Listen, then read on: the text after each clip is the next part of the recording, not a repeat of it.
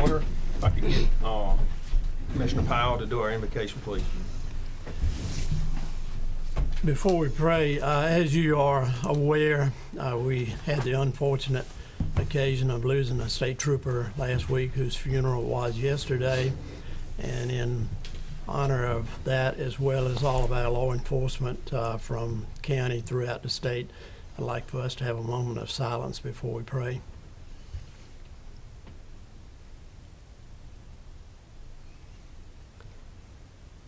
Heavenly Father, we're so grateful for the opportunity of being in this meeting here today, the health and strength and opportunity we have. We pray that we will use that opportunity to best serve the people of Person County as we go about business in this meeting here today. These prayers we lift in your Son's name. Amen. Did I get Kyle 3 year to do it? Please rise and join me in the Pledge of Allegiance. I pledge of allegiance to the flag of the United States of America and to the republic for which it stands, one nation, under God, indivisible, with liberty and justice for all.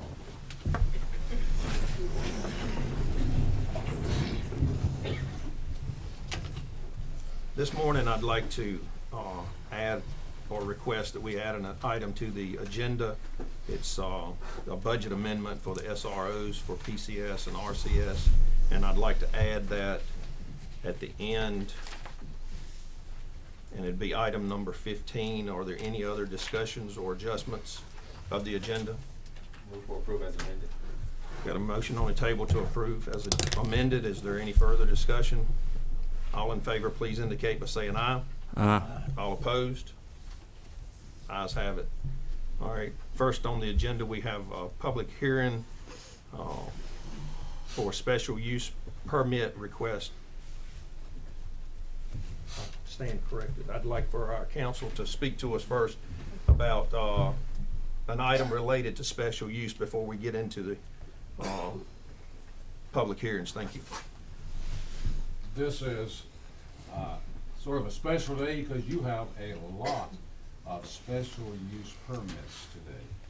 An opportunity for me to brief the board on some rules relating to special use permit and perhaps helpful to the public as well.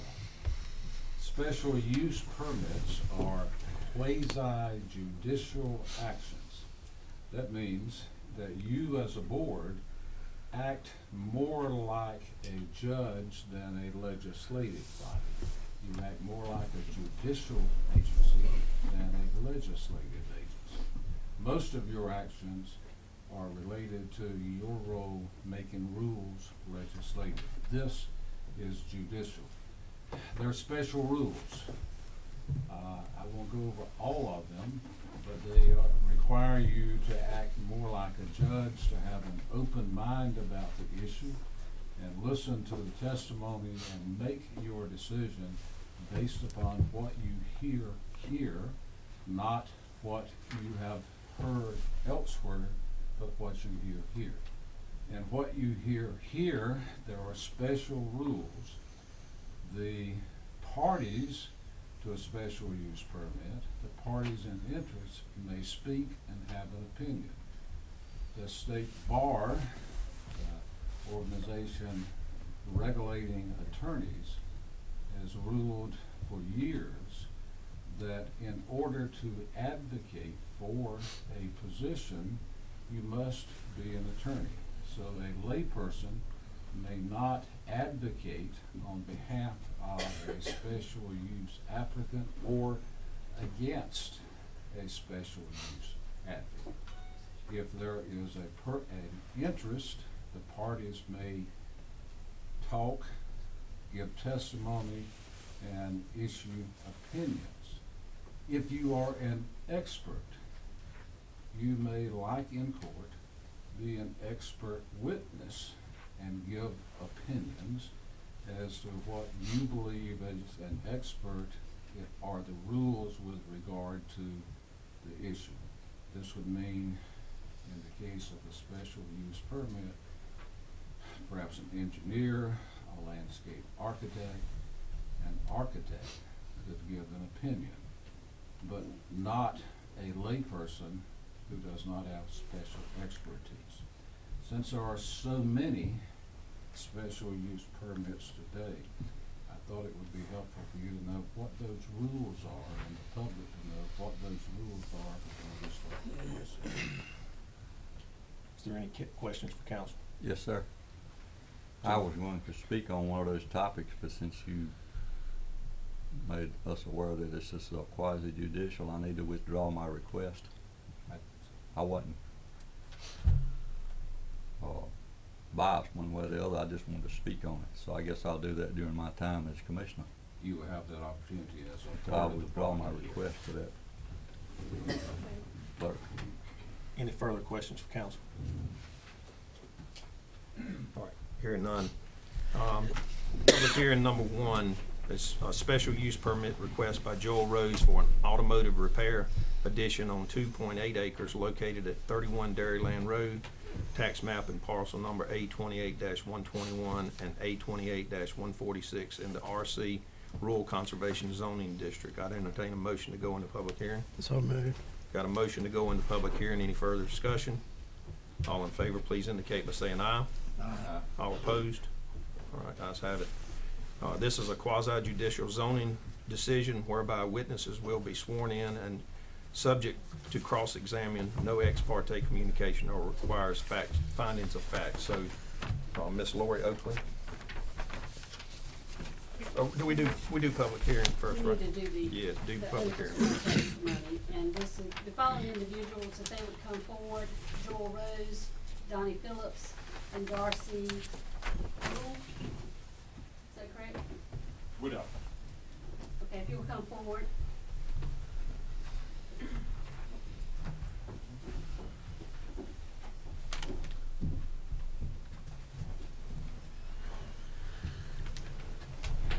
If you would, put your right hand on the Bible and repeat after me. I'm going to say I and then state your name and do so. I state your name. Darcy McDowell. Do solemnly swear or affirm Do solemnly swear or affirm that I will tell the truth, I will tell the truth, the whole truth, and nothing but the truth, the whole truth, and nothing but the truth, as testimony offered in the public hearing as testimony offered in the public hearing for a special use permit request for the special use permit request by Joel Rose for an automotive repair for Joel Rose for an automotive repair, addition on 2.8 acres addition on 2.8 acres, located at 31 Dairyland Road located at 31 Dairyland Road, in the RC zoning district. in the RC zoning district. All right, thank you. Ms. Oakley, now, it's your turn.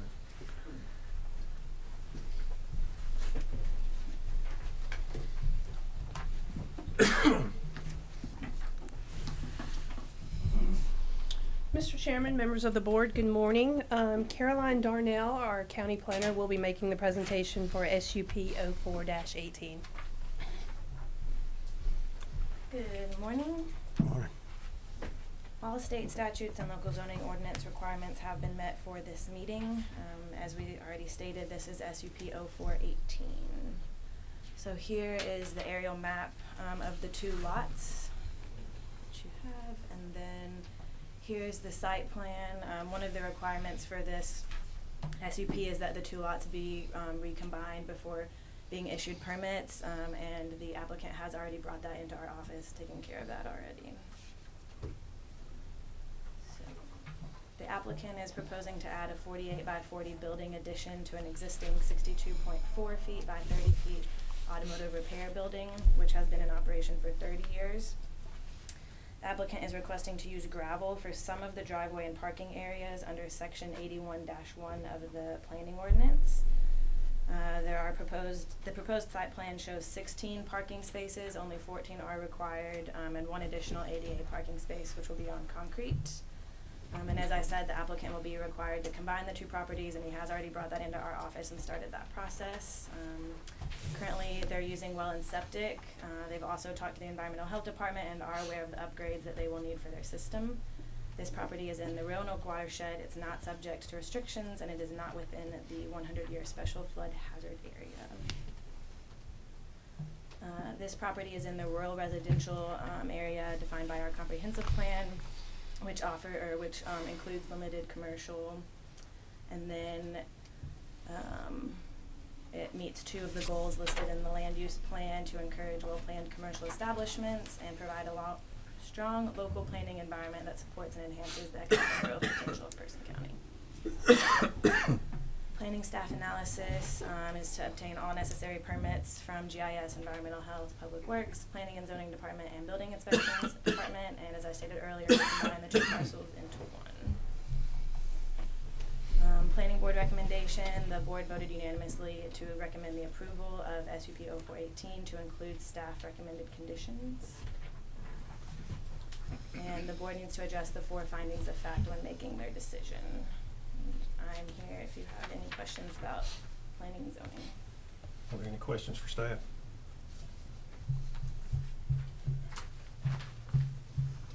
Hearing none, public comment period. Yes, we have the applicant, Joel Rose, first, please. Did Mr. you Rose. have any comments, or did you just want to be available for questions? Okay, okay. Sure. Did y'all have any questions for me? No questions. Thank you, Mr. Rose. Mr. Donnie Phillips? Yes, sir. State your name and address, please. Donnie Phillips. Lived at 821 Blaylock Dairy Road for 30 years, which is about 50 yards across Rose Automotive. Like I said, runs a great business. No environmental. You can go there, you don't see oil sitting around. He uses his oil to heat his shop. He recycles antifreeze. Like I said, to me, it's a great access to the community, and I'd love him to get this permit where he can add on and keep his business going. Thank you. Any questions? Okay, thanks. Mr. Darcy Woodall?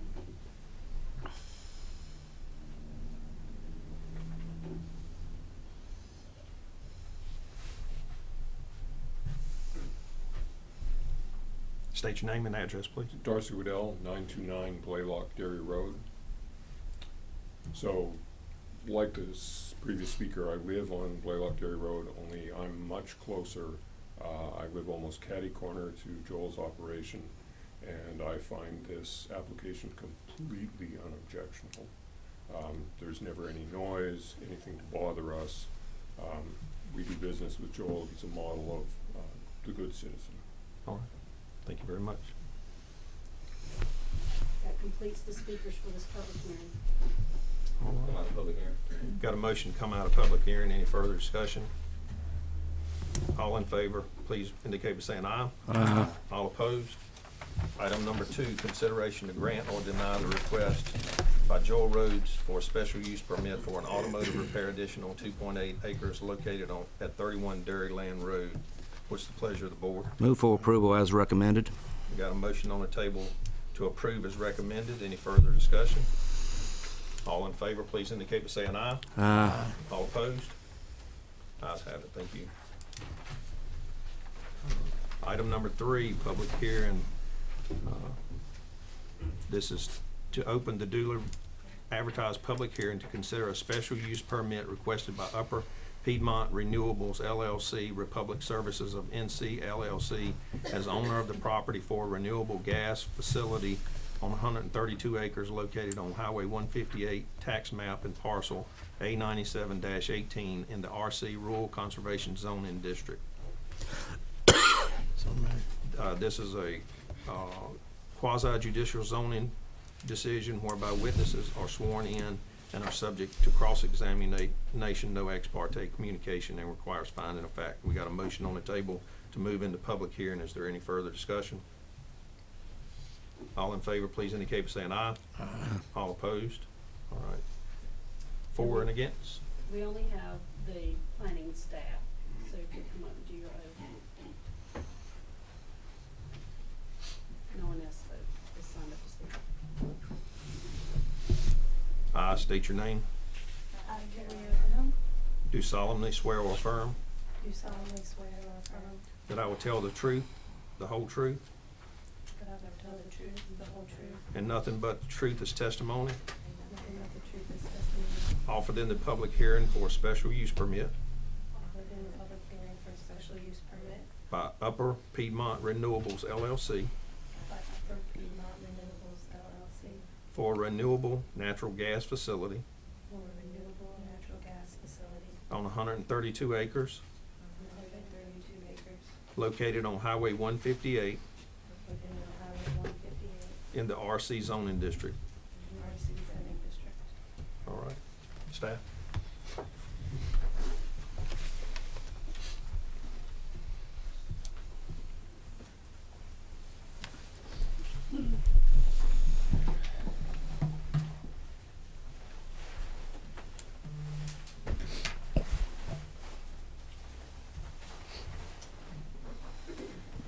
Mr. Chairman, members of the board, I would like to state that all zoning ordinance and state statutes have been met for this public hearing. As you stated, this case is SUP 01-18, a special use permit request by Upper Piedmont Renewables LLC. Republic Services of North Carolina LLC as the owner of the property has agreed to this request.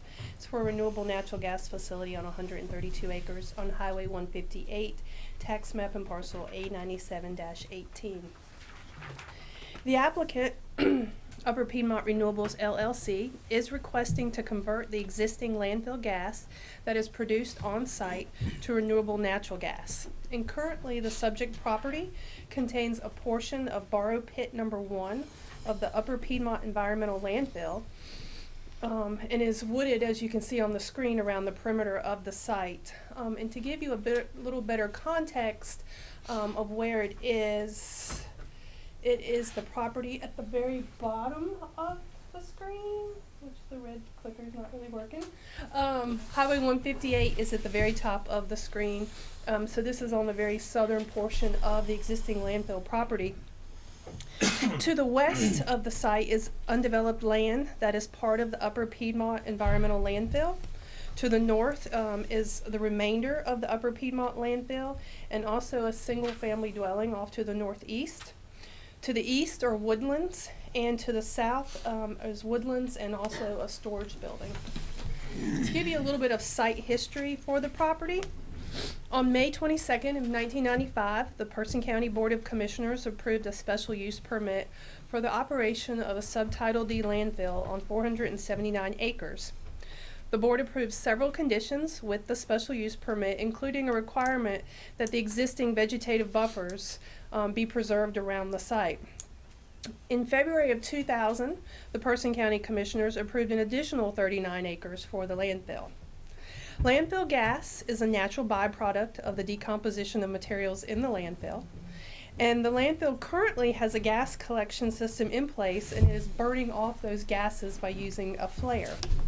The proposed use will reduce methane gas emission by converting the landfill gas that is currently collected by Republic Services to renewable natural gas. The applicant, Upper Piedmont Renewables LLC, is leasing approximately 3.5 acres out of the 132 acres. And it is in that small dashed area on the map in front of you. The property contains a dense 300-foot wide vegetative buffer around the perimeter of the site, and those buffers will remain except for a small 20-foot wide utility encroachment that will be needed to transport the natural gas off-site. The site will have a 20-foot wide gravel drive going to it, along with 4 parking spaces, which are kind of hard to see on that map. So as we zoom in more to the site plan, you can better see the 4 parking spaces. The proposed use also includes a 7,000 square foot building, which is outlined in the heavy dark line on your site plan. There is outdoor equipment yards just to the north and south, an electrical substation yard, and a 10,000 square foot area for PSNC equipment. And as I stated, a 4-inch PSNC pipeline will carry the gas off-site. An 8-foot tall chain link fence will surround the 3.5 acres of leased area. The existing landfill site is currently being served by well and septic, and the proposed addition will also be served by well and septic system, and they've already been in talks with our environmental health department. This site will meet the regulations for the Tar Pamlico watershed in which it's located. The Person County Land Use Plan identifies the proposed site as rural residential, which includes a variety of uses. In Appendix O, 2.1 states that the county shall promote continued economic investment, the retention and expansion of existing industrial concerns, and the recruitment of new industries and commercial businesses. As stated, the property is zoned RC, and it currently contains a portion of the borrow pit of Upper Piedmont Environmental Landfill. And the applicant is proposing to lease 3.5 acres out of the site for the proposed use. They are requesting to convert existing landfill gas produced on site to natural gas. And the proposed use includes a 7,000 square foot building, outdoor equipment yards, electrical substation yards, and an area for PSNC equipment. The existing buffers will be maintained around the site except for a small utility encroachment, and the site will have a 20-foot wide gravel access road to it along with 4 parking spaces. Planning staff recommends that if the board approve of the request, that the following condition be placed on the special use permit, and that is that the applicant is to obtain all necessary permits from the Person County Planning and Zoning Department, the Building Inspections Department, Environmental Health Department, and also obtain any permits that are needed from the state of North Carolina. At the Planning Board meeting on September 27, 2018, the board voted unanimously 5-0 to recommend approval of SUP 01-18 to include staff's recommended condition. The board will need to address the 4 findings of fact when making their decision and whether this proposal is in keeping with the Person County Comprehensive Plan. And if you have any questions of me at this time, I'll be happy to answer them. Any questions? Hearing none, I'd entertain a motion. We don't have anybody speaking. Correct. Hearing none and not having anyone willing to speak in public comment, I'd entertain a motion to close public hearing. So moved. All right. All in favor, please indicate by saying aye. Aye. All opposed? Ayes have it. What is the pleasure of the board? Item number 4, consideration to grant or deny request of Upper Piedmont Renewables LLC for a special use permit for a renewable natural gas facility on 132 acres located on Highway 158. Move for approval. Got a motion on the table to approve the request as discussed. Is Mr. there any Chairman. further discussion? I guess we're open for discussion on this Yes, we are. request. This may be the last time that we really have an issue up here. The state of North Carolina passed a state law that basically takes Person County out of the landfill deal. So what we're going to end up with, if you're going to have some of these hearings all along with some of the pollutants that are coming from the landfill in that area down there, methane gas. Actually, 2 years ago, we actually had an opportunity to partner with Granville County so that we wouldn't have to be dealing with some of these issues down the road. But when Representative Yarborough and the legislature passed a bill in Raleigh that basically took the county out of it. And if we'd have had that thing with Granville County in place before that bill was passed, the way they had written it, we could have still operated it, and they would have had to close the big landfill down there. They got leachate coming from that landfill. They have to. At one time, they were bringing to the wastewater plant in Roxborough, the treatment plant. I think that's being taken out of the county now. So, you know, nobody knows what's in that landfill. And I know I'm beating a dead horse. And because the way I look at it, the landfill group that wanted the landfill down there, they've got what they wanted, basically. And, you know, the members of this board. So, you know, and the way I look at it, if you won, you won, so be it. I opposed it. I've been on the board longer than anybody in here. I've opposed all the way down the line. And I don't think that if you're running for re-election and you put your signs in an area where you know people don't want them and you ask to move them, and you go back and put them right back in there again, I think you ought to have enough respect for the people in that community not to do that. And don't rub You don't need to rub these people's nose in the garbage. They gotta live with it for the rest of their life down there. Their kids are gonna have to live with it, and their grandkids are gonna have to live with it. Go to a church called Mount Tirzah. It's up on a hill.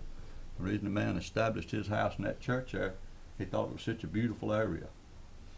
I can't see the garbage mountain building yet, but if you ride down 158 and go off on the side down there, you can sure see it. I just wanted to make my statement, and I think that you ought to have enough respect for those people down there. If somebody asks you to move your sign, if I'm running for election and you don't like me for what I do at this commissioners meeting, and you don't want my sign in front of your house or your business, you don't have to ask me but one time to remove it, because you've got a right to your opinion. And I'm not challenging anybody's opinion up here. They've got a right to their view on it. If that's the way they view it, that's fine. But I don't think you ought to rub the nose in the garbage. And you know, big money interest won. People on this board took as much as $2,000 in their campaigns for an individual that had a right to support his views. Some other individuals on this board took as much in the last 3 elections as $6,500. If you don't believe it, go over there at the Board of Elections and pull the records and look at them. Jimmy, we're getting a little bit out of order. We're talking about a special use permit, not about campaign finance. By the way, I support the signs. special use permit. I just wanted to tell you that because you don't have. Well, we need to stay on topic. We got a lot of to items to work on today, and signs and campaign finance isn't part of this. You've got proposal. You've got to take care of that methane gas, and I think the best way to take care of it is for them to capture it and reuse it if it's possible, not to be burning it in the atmosphere. Thank you. So I think that's all I've got to say about gas at this time. All right, thank you. I appreciate it. Any further discussion? All right, what's the pleasure of the board? We have a motion on the table to accept it as proposed. All in favor, please indicate by saying aye. Aye. All opposed? Ayes have it. Item number 5, special use permit SUP-03-18, special use permit requested by Mike Beanick. I apologize. On behalf of Neil Humphreys for a special use permit for a cellular tower on 127.8 acres located off the Allensville Road. And as discussed earlier, let's make sure that we have opinion and not fact unless you're a expert. All right. I'd consider. All right. Got a motion on the table to open the public hearing. Any further discussion? All in favor, please indicate by saying aye. Aye. All right. This is a quasi-judicial zoning decision whereby witnesses are sworn in and subject to cross-examination, no ex parte communication, and requires findings of fact. So, do we have people that are speaking? All right. If yes, you would. Mr. Mike Beanick, Mr. Nick Costco, and planning staff should come forward.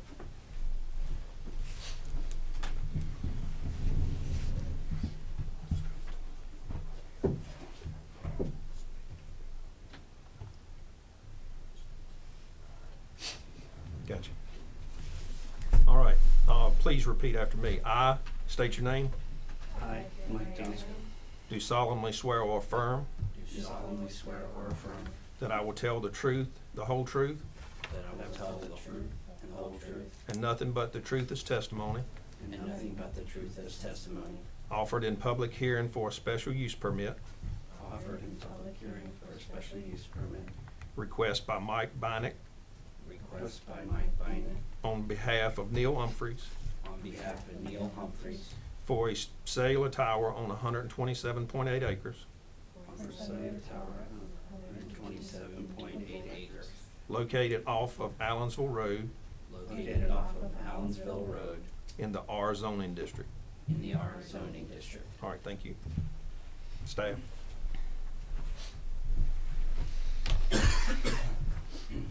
Mr. Chairman, members of the board, Caroline Darnell, planner on staff, will be presenting special use permit 03-18.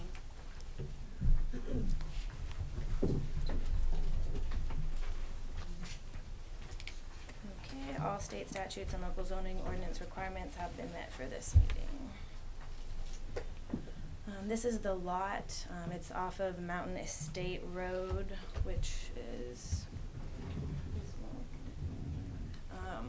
up off of Mountain Road, but it actually, the cell tower will be accessed off of Allensville Road, which is why it has that as a part of the SUP.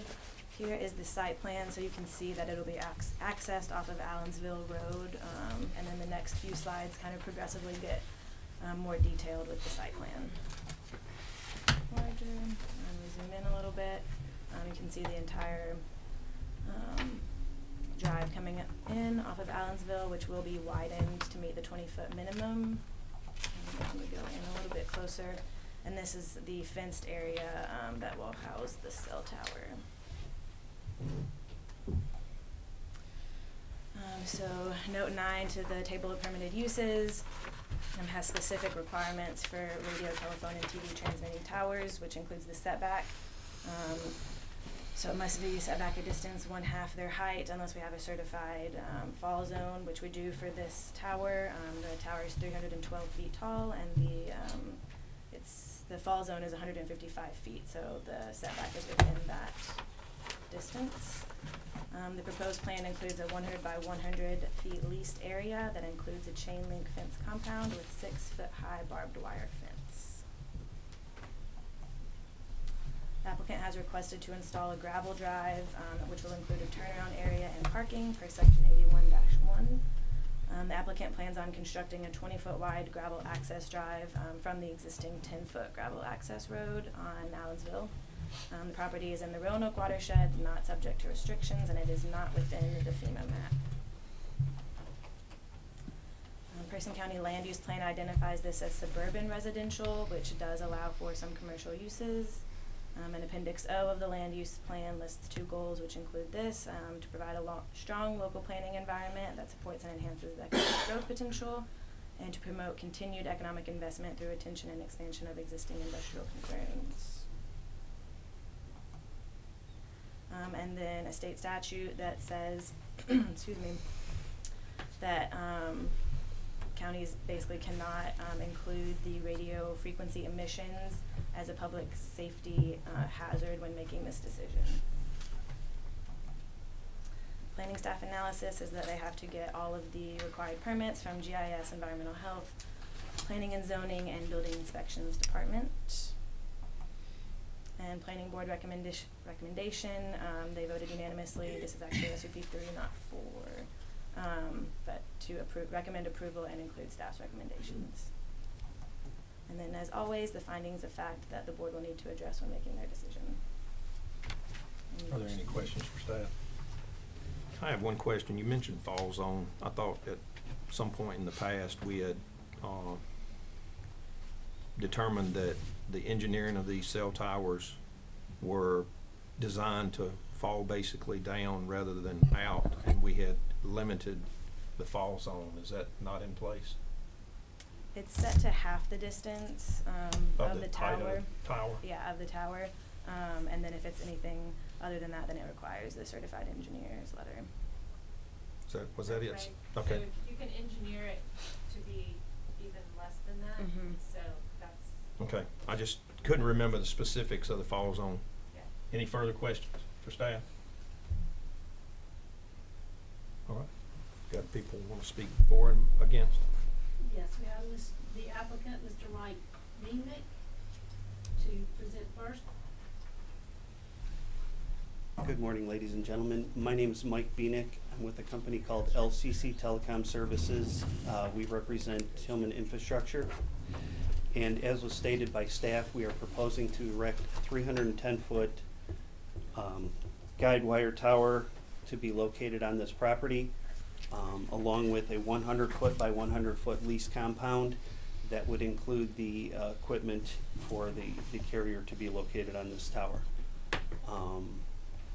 Basically, as you see on the site plan, we are located at the south portion of Mr. Humphrey's property, and we are going to be proposing an access easement to come off of Allensville Road that would access the tower. That is a 20-foot wide access easement, which would include the power and telco to go up to the tower, it would include a 12-foot wide, or a 12-foot wide gravel access road. And basically, they are proposing to erect a tower that is close to another existing tower. And we meet all the codes that your county ordinance has in regard to placement of towers. This is a permitted use based on a special use permit. So we meet all the criteria for a proposed tower at this location. And I would be happy to answer any questions at this time. But I would request, Mr. Chairman, if we could rebut any comments that are going to be made by American Tower. They're speaking in opposition, and I would like to request to be able to rebut. It's a pleasure of the board.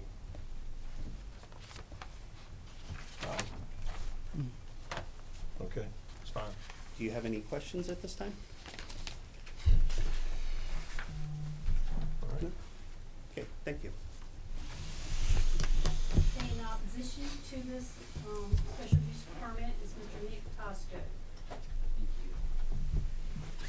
Set this down so I don't knock it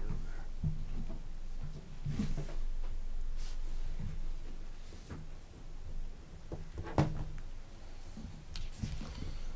Good morning, Mr. Chairman, members of the board. My name is Nick Tosco, and I'm an attorney with Pointer Spruill and a member of the Mecklenburg County Bar. Excuse me. I am here today on behalf of American Tower Corporation, and I have with me today the Vice President of State and Local Affairs, Liz Hill, as well as our Sales and Account Manager for North and South Carolina, Mark Landers, is here as well as representatives of American Tower Corporation. American Tower Corporation does own and operate a wireless telecommunication tower, as you heard, and related facilities that are located on the property that immediately abuts or adjoins the property that's in question today. American Tower Corporation is leasing that space from the property owner, Mr. Stone. The American Tower Corporation tower was built in 1998 specifically for AT&T, and it's located just 633 feet away from where the proposed cell tower is proposed to be built. Now, we would ask that you deny the special use permit today because the applicant has failed to meet their burden under North Carolina law for showing by competent substantial evidence that all the standards in your ordinance have been met. And if I may, Mr. Chairman, I'd like to hand out, I'm going to go ahead just for the interest of time and hand out all my handouts in one. They're separated there. There should be enough copies for everybody, including the clerk and the county manager. So everybody can just get one folder. One vote. Yeah, if you just grab a folder and pass it around.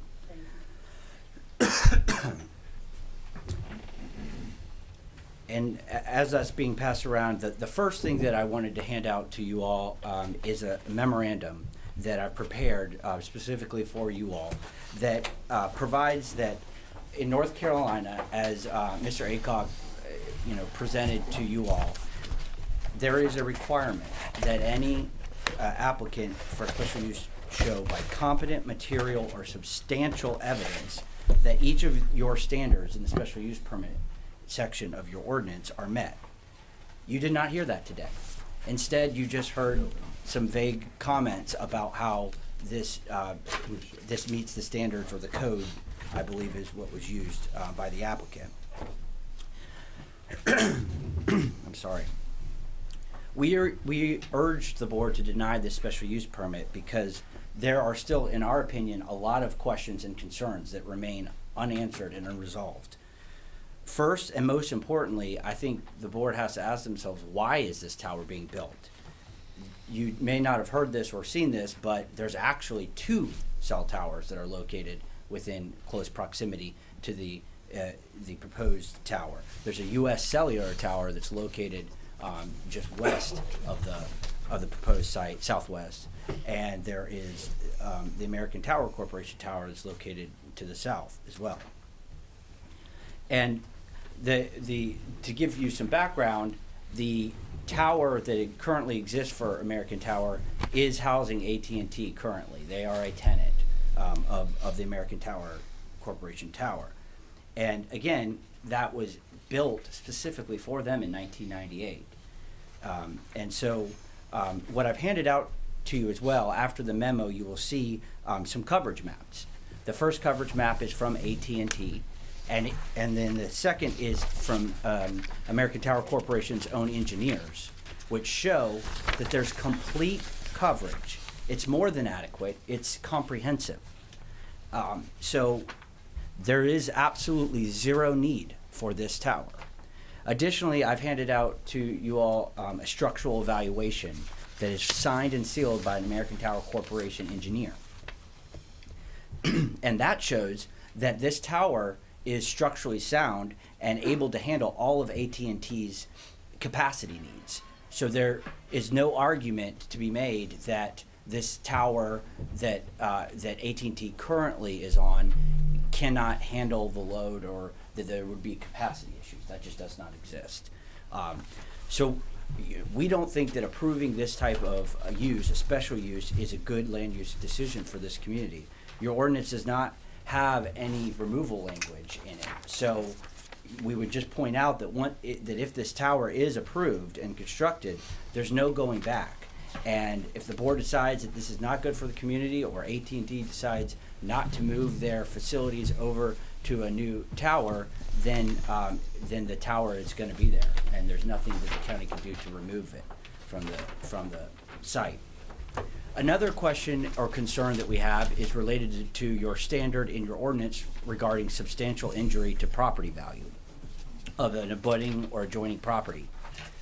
Again, the applicant has failed to provide any competent material or substantial evidence to show that this standard of your ordinance has been met. In fact, we would argue that there is going to be substantial injurious value to the adjoining or abutting property.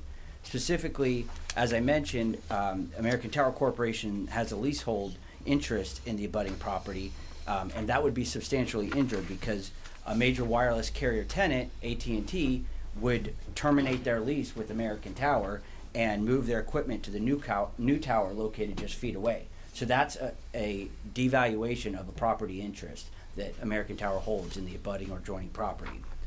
And we know that this will happen, members of the board, because this has happened all over the country, including in North Carolina.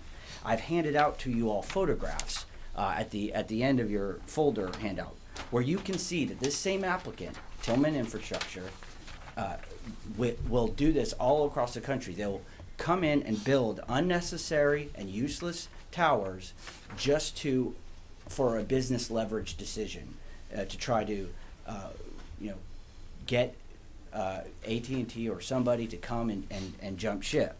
And we believe that that's unnecessary and a bad land use decision. And you can see that this has even happened in Lenoir County. One of the exhibits there shows you the two towers being built right next to each other because of a business dispute. So finally, our third question or concern is whether or not this would actually be a good thing for the community and for the abutting property on which we sit. As you know, one of the standards in the ordinance is that the applicant is required to prove that this third cell tower would be in harmony with the area and would conform to your comprehensive plan. We would contend that it is not in harmony or in conformance with your comprehensive plan to add a third tower just hundreds of feet away from two existing towers. This is a residential community, and it has two special use towers already that have been around since the 1990s. And adding a third tower would be inharmonious. If this special use permit is granted, then this is going to open the floodgates for redundant and unnecessary cell towers being constructed every time that a business operation wants to create some leverage. Additionally, the standard in your ordinance also provides that it has to be in conformance with the comprehensive plan, which shows this area as residential. And we don't think that it meets the goals and objectives of Appendix O that were put up on the screen earlier related to economic growth and investment, because there's no evidence that this cell tower is going to create any real new jobs or significantly add to your tax base at all. So both the U.S. Cellular Tower and American Tower Corporation towers were constructed prior to your comprehensive plan being adopted in 2001. And so since then, the comprehensive plan has viewed this area to be used as something not for a cell tower.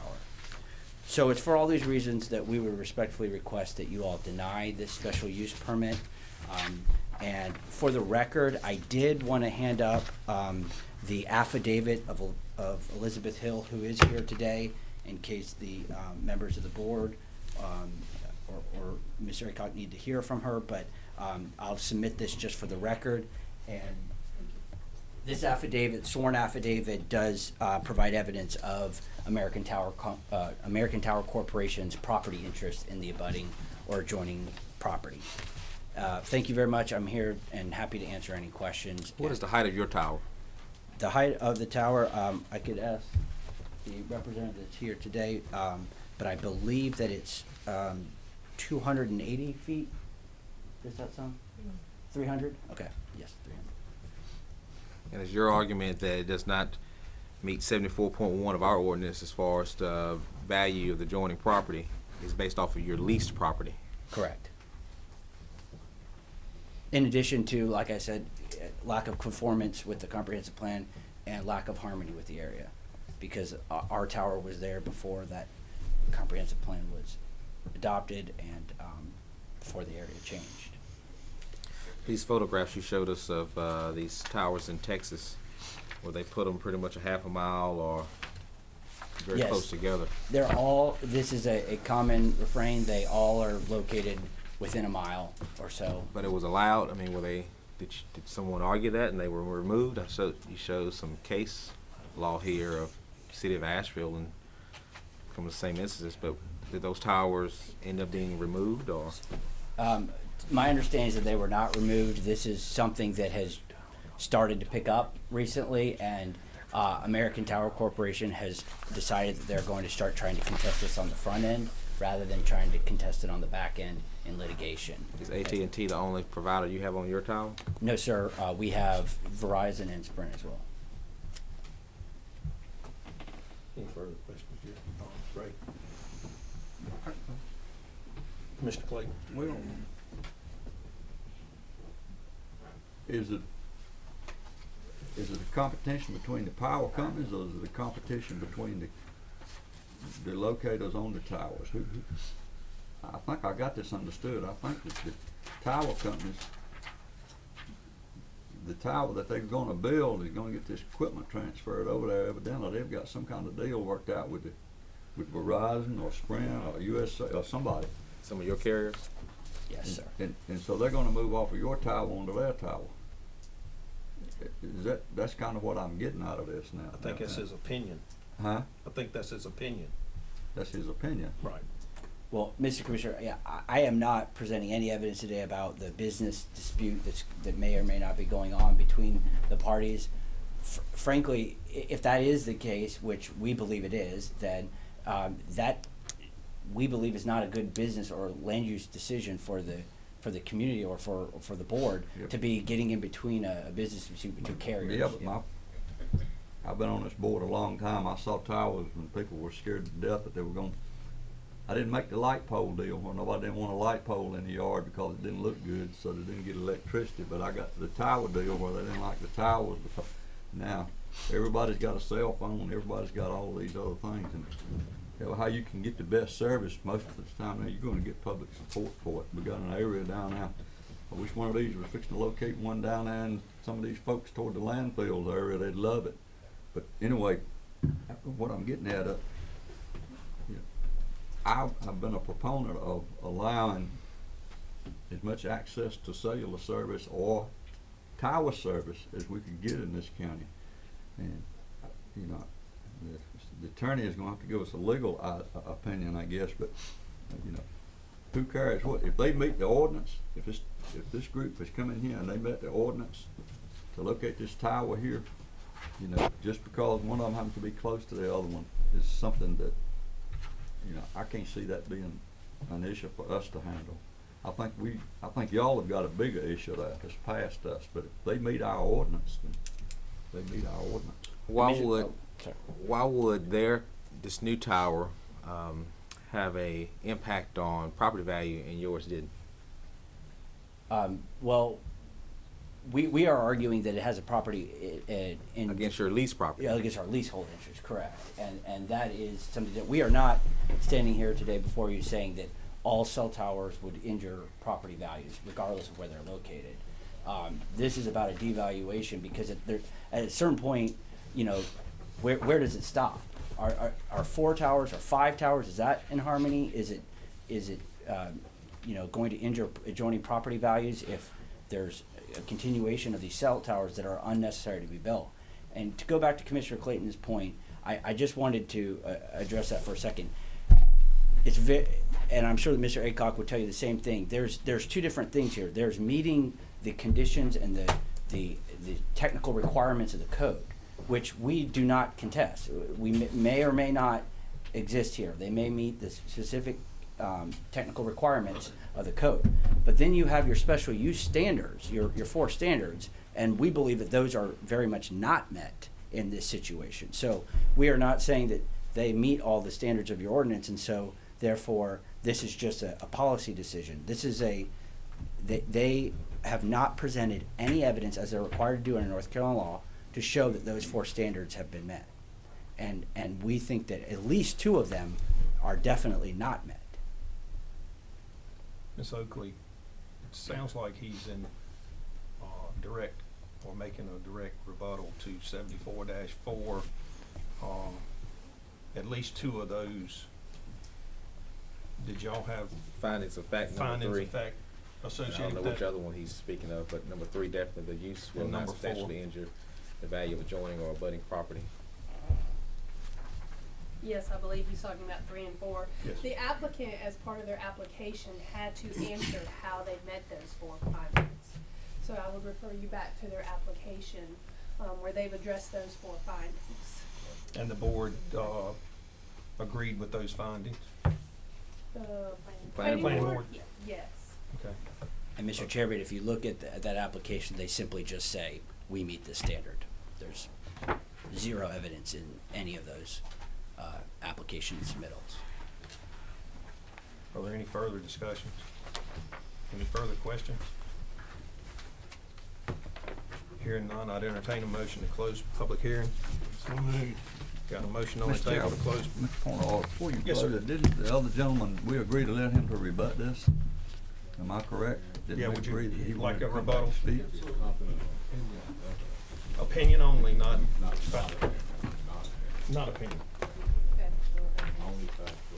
Okay, we got it. Okay. Going through the list, it says that the tower was built in 1998 for AT&T. I don't know if that is fact, but the fact of the matter is AT&T is on that tower, and AT&T is proposing to go to the Tillman Tower as a result of the tower being built. It was stated that Tillman is building a tower just randomly to poach carriers off the other tower. That is incorrect. The tower was, Tillman was hired by AT&T to build a tower in this area. The reason for it is the lease rate that ATC is charging throughout the country is higher than what Tillman would be charging the carrier.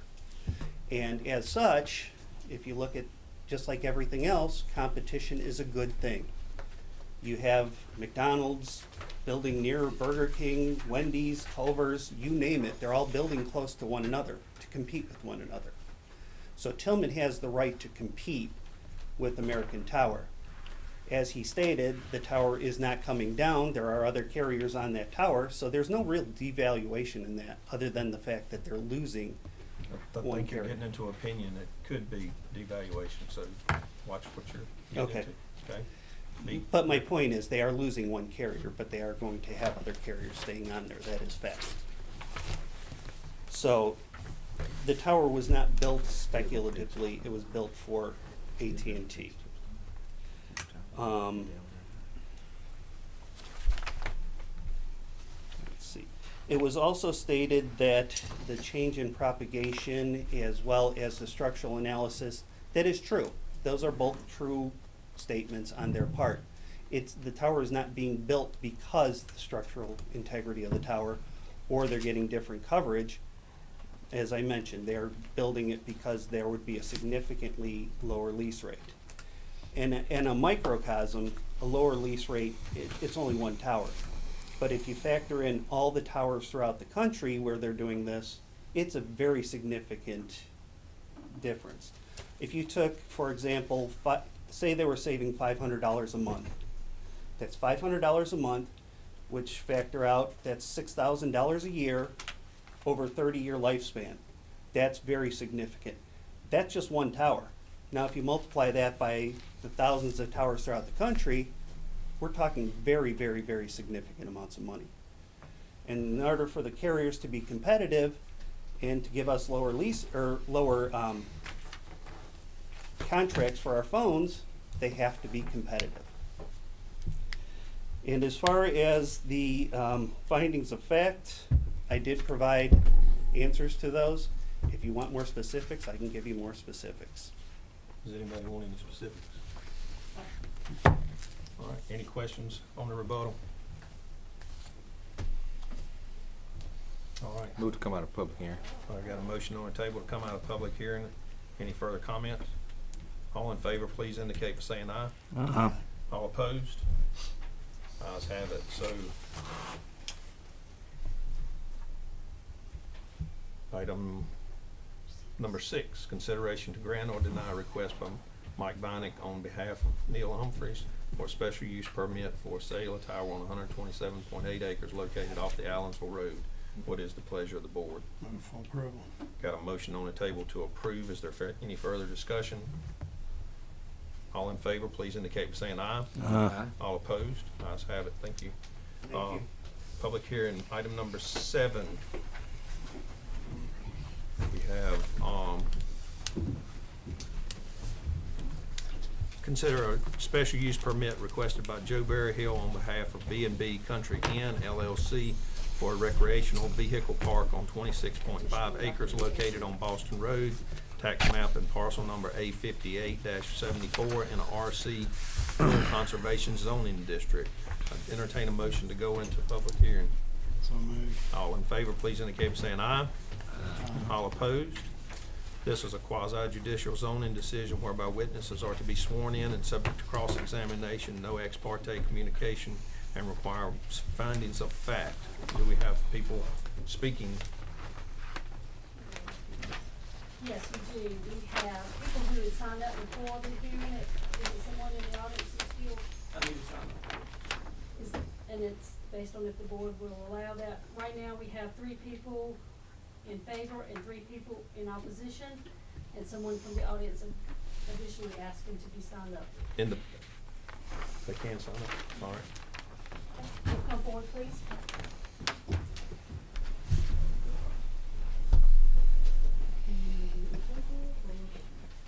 Put your name and address. And while he's doing that, if you're going to be doing the oath, if you'll start moving forward, please. Those include our planning staff, Emily Timothy Malloy, Christy Pewitt, Joe Berryhill, Randall Thompson, Wayne Ross, and Matt Hastings. Y'all get cozy up there. Mighty tight.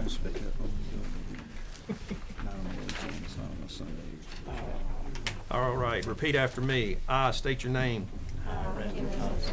Do solemnly swear or affirm that I will tell the truth, the whole truth, and nothing but the truth as testimony offered in public hearing for a special use permit requested by Joe Berryhill on behalf of B&B Country Inn LLC for a recreation park on 26.5 acres located on Boston Road in the RC zoning district. All right, thank you. Staff?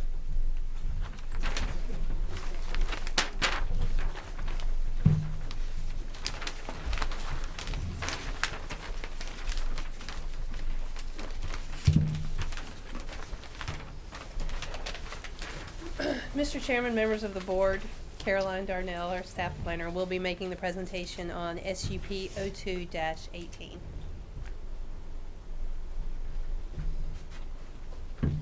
Okay, and all state statutes and local zoning ordinance requirements have been met for this meeting.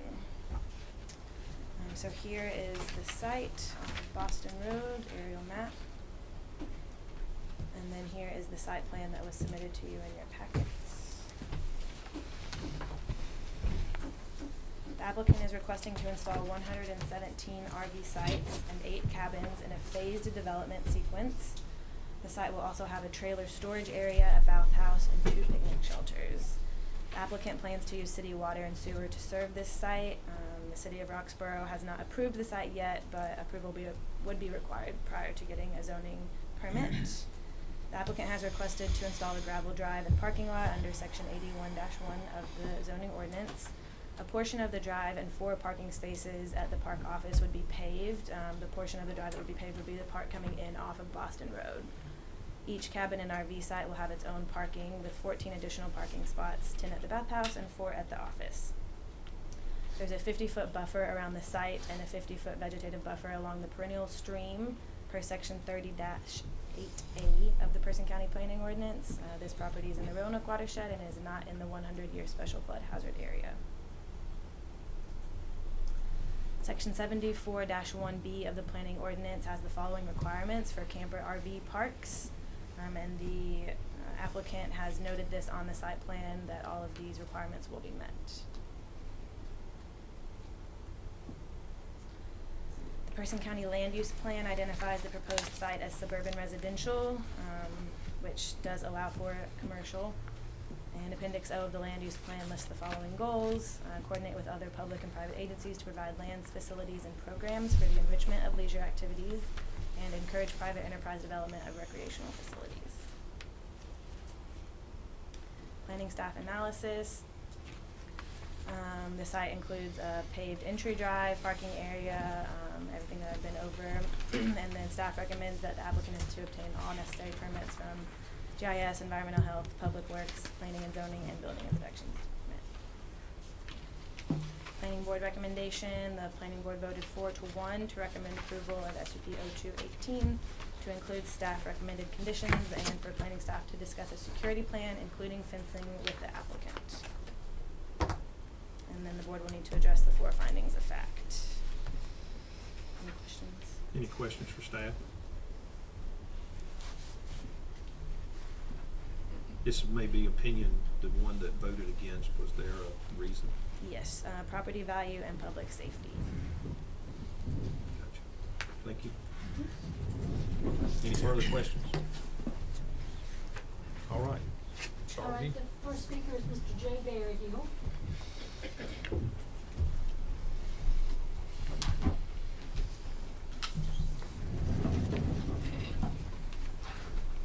Good morning, all, and I thank you all for considering this project. And to start with, do you have any questions?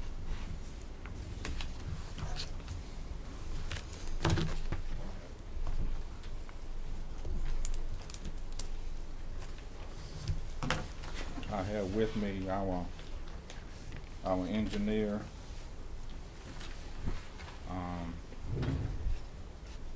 and also a property appraiser, Wayne Ross, and adjoining landowner, Randall Thompson. And as you can see in your notes, it lies on 26-acre lot. We propose to build it in 3 phases. The first phase will be 30 to 33 lots. And also we included some pictures of another RV camp in Mebane that we just fell in love with when we went to see it, of how well run and clean things are.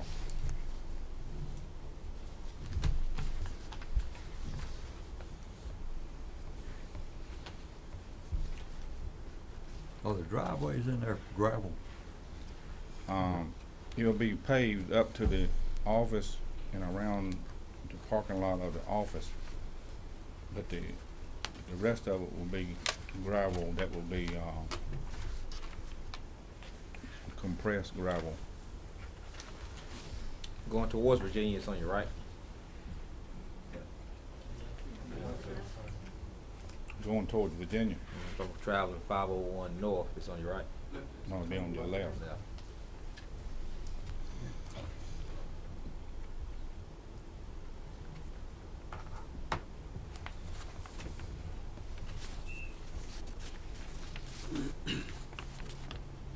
Mr. Burrill, do you have anything else to add? Not unless you have any questions. Any questions from Mr. Burrill? Is a solar park close to this property? About maybe 2 miles down the road. I'm kind of far in my mind exactly. Any further questions from Mr. Burrill? Hearing none, next. Mr. Randall Thompson?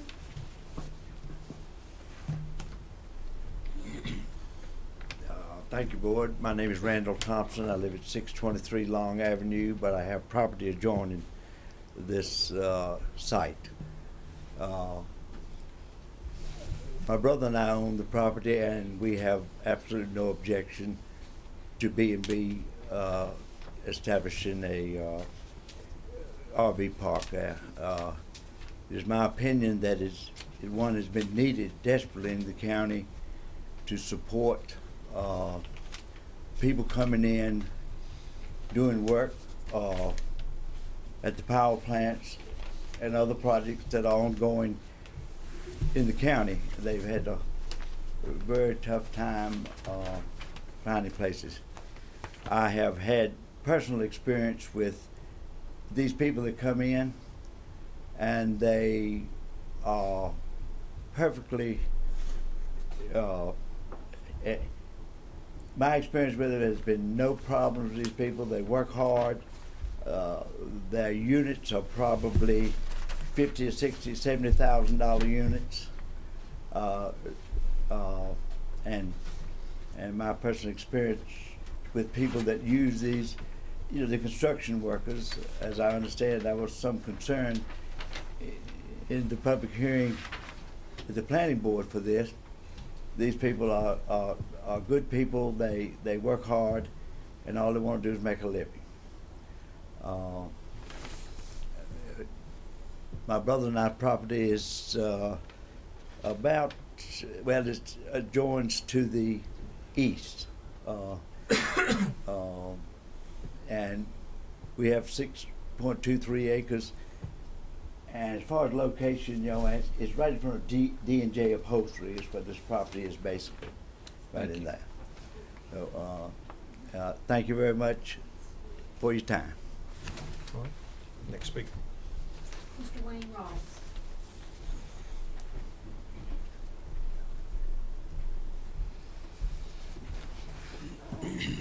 Good morning, and thank you for allowing me to come speak to the board. I've had the privilege of speaking to this board many times through the years. One problem I have with your sign-in sheet is that you have in favor of or opposed to, and I'm neither one. I'm not an advocate, I'm a real estate appraiser, and so I'm not here speaking in favor of the RV park or against the RV park. My job is to simply, I was requested by Mr. Bearhill to see if this would impact home values, property values in the area.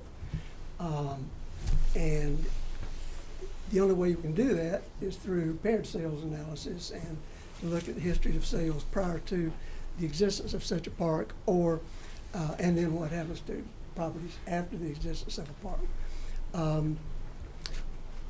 Mr. Gary Jones built this park that, I think, do you have pictures of the Jones RV park? Yeah. I've actually worked with Mr. Jones some when he was developing that park.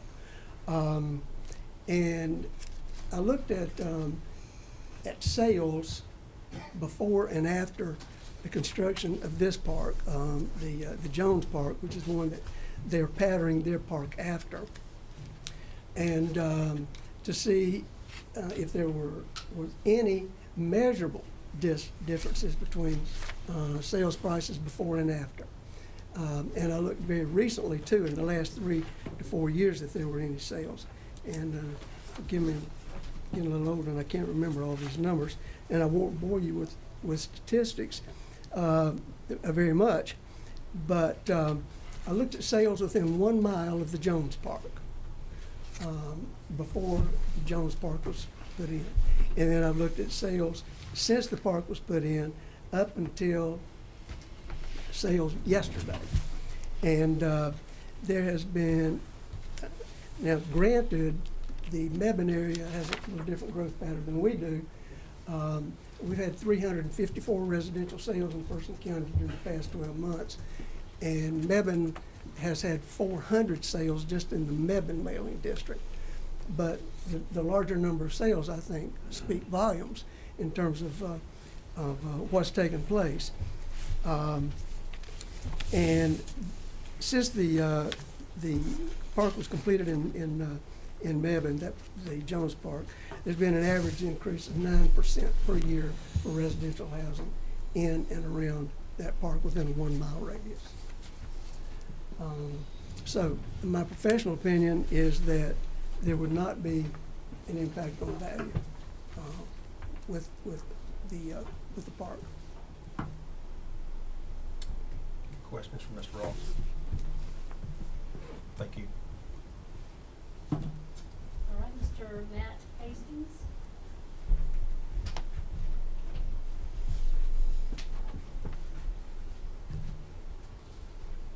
Thank you very much.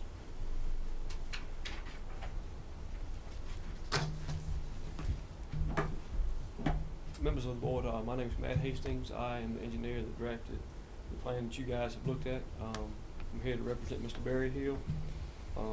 There was some mention of phasing, and the easiest way to do this, I actually brought a sheet to show the phasing, what we propose. What's the easiest way to do this? Give you all a sheet or lay one out to look at? I don't think the phasing is part of finding a fact, is it? No.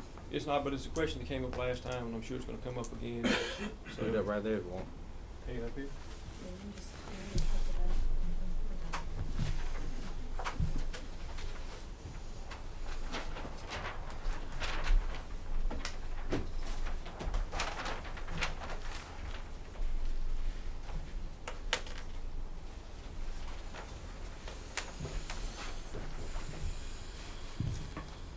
We submitted, other than the information that was originally reviewed at the planning board meeting, we've since provided proper conditions and RV park rules along with this phase plan.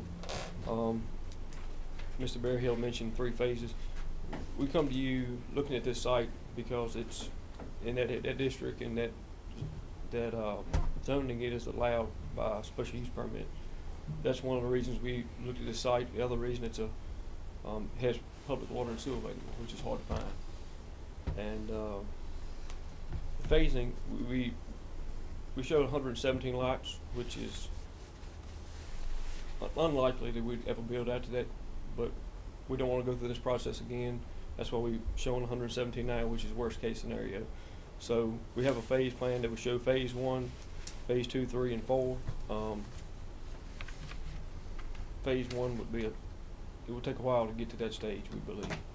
But if you got any questions about what we presented, park rules, proper conditions, or phasing, we'd be glad to discuss. Any questions? If you have no more comments, we'll move on to the next. Thank you. At this time, we will entertain the speakers in opposition to the special use requests. The first one is Emily Two.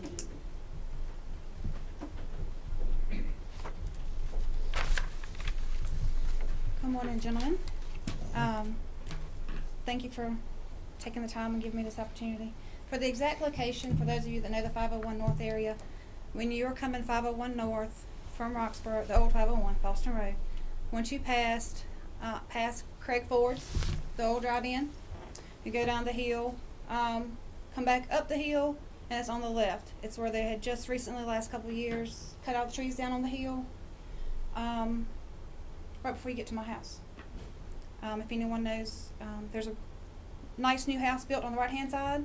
It's just before you get to that on the left. And it's very easy to see now that the trees are cut down exactly where the lot is. The phasing, we weren't, we as a community, I'm talking for, weren't really aware of it. And there's a slight issue that I'll get to in a minute. But I want to start off by going to the findings of facts that you guys have in front of you that you have to go by.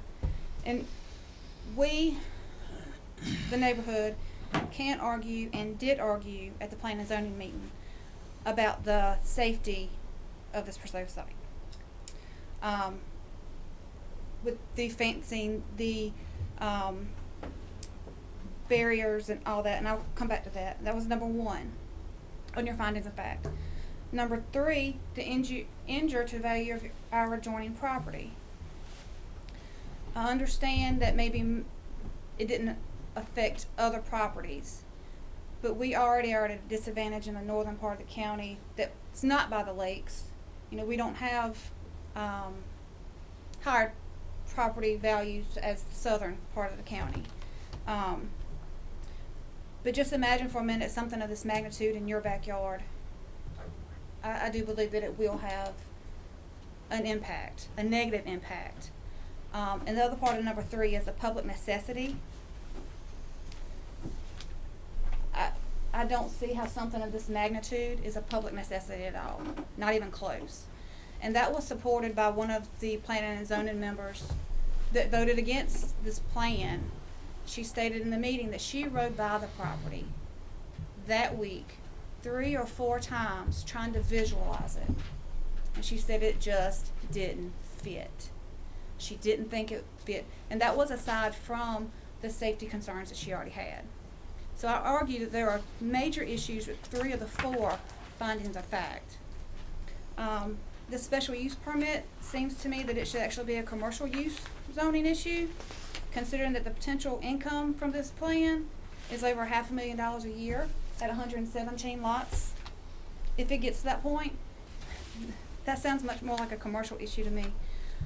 This does not seem to be a small RV camper site like we some of our county residents now use to assist the shutdown workers, contract workers. They'll have some in there on their properties making extra incomes for their families. This isn't what this is. This is a commercial property putting money in Barry Hill's pocket. And I just ask to really look at the plan. 117 lots on 26 acres. It's a parking lot.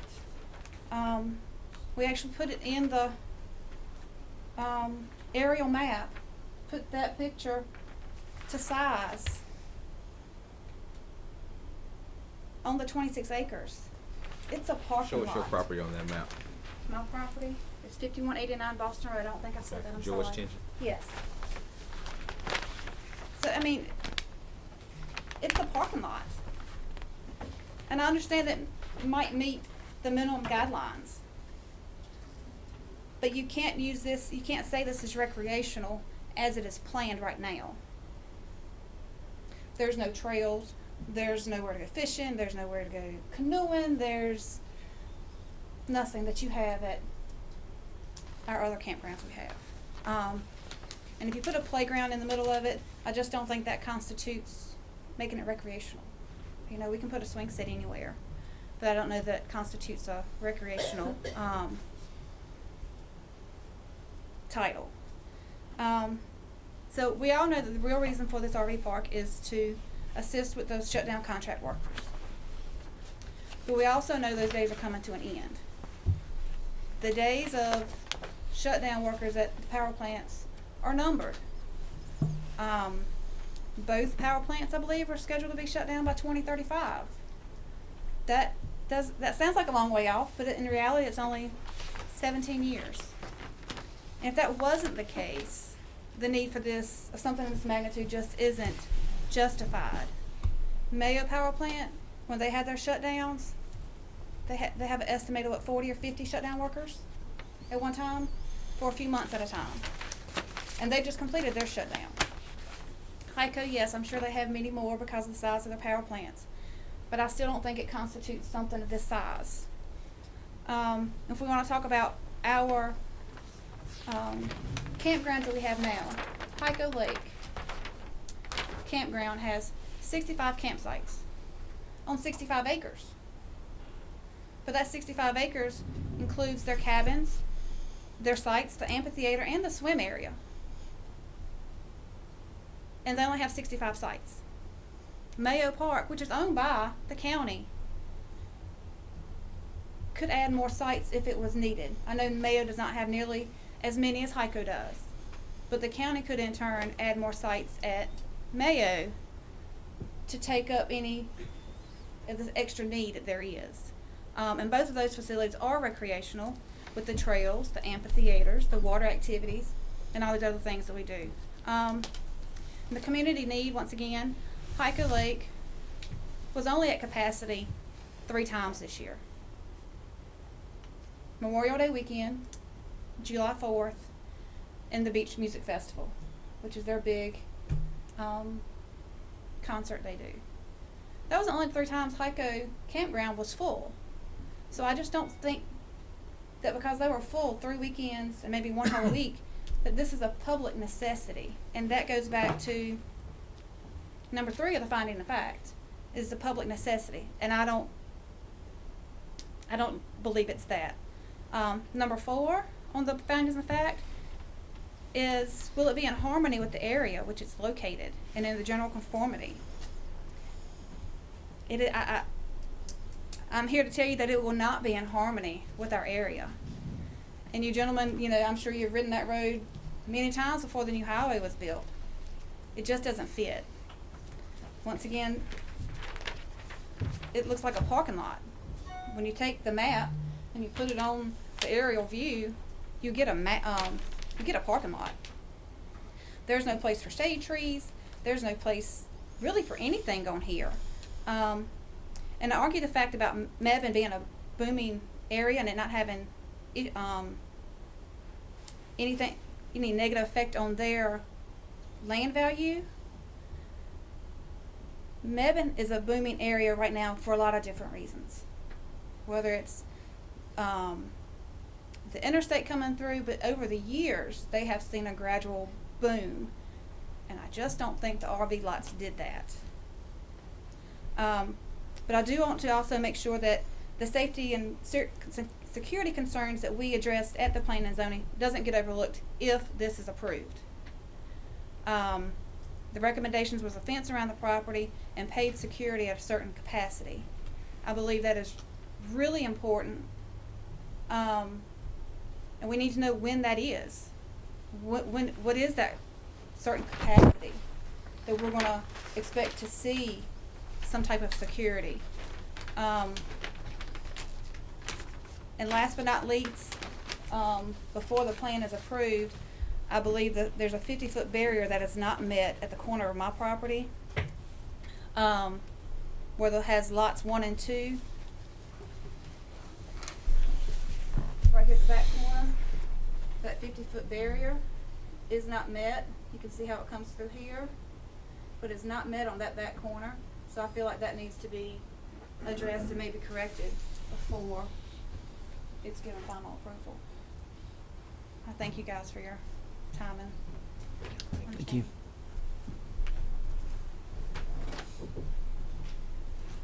Madam Clerk. The next speaker is Mr. Timothy McElroy.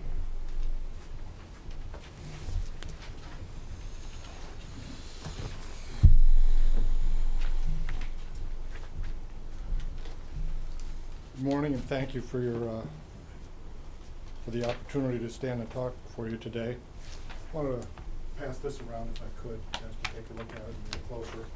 That is the site map superimposed over the aerial view of the properties.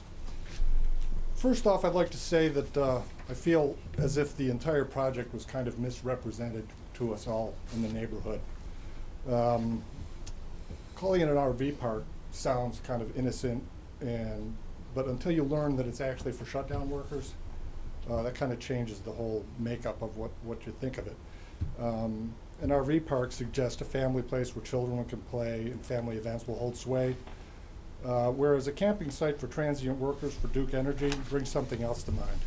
In either case, there are inherent problems. Example, will the property be fenced? Will there be giant banks of floodlights, security lights to illuminate the site, which will definitely negatively impact my property because I'm right in front of where they're going to have a lot of the cabins and campers. Not to mention, the lighting will interfere with the nighttime activities outside, such as any kind of get-togethers that we have. Also, noise pollution, trash from discarded litter, people wandering off the site if it's not fenced.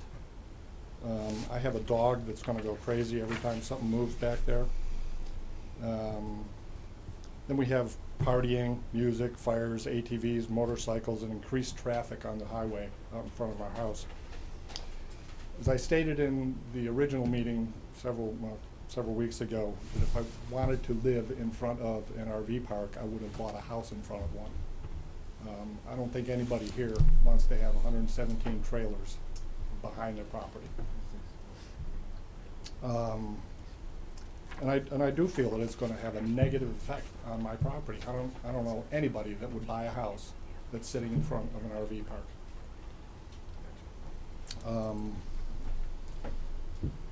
In any case, it's a quote from a movie: "The needs of the many outweigh the needs of a few, or the one." The many in this case are all our property owners here who are faced with waking up to this development in our backyards, while Mr. Berryhill will wake up on his personal property left unblemished by this development with a nice check in the mailbox. I think it is supremely unfair to let one man negatively impact our neighborhood for the sake of profit. Furthermore, I ask that the commission deny the request. Thank you very much. Christy Pewitt.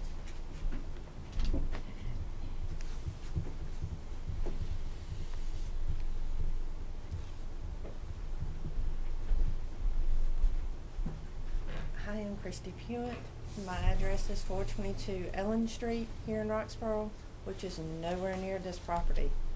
But my mom's property, Judy Evans, is at 4899 Boston Road, and it's going to be right there beside it. You have to think of the widows that live over there, that are right there near it. You need to think of the safety concerns and stuff that's going to be there. Because who's going to want the floodlights? Who's going to want having people come on their property and do? We already have problems with some people coming and thinking they can ride their ATVs and stuff, and this is just going to cause more problems. It's not needed. We were told it was an RV park, that it's going to be for families. It is not. It is for shutdown workers. Why do you want 117 spaces there, right there near you, for them? It's not needed and stuff. I've known the Berryhills all my life and stuff. My dad grew up with them. But in my opinion, I don't think my dad would even want this beside him.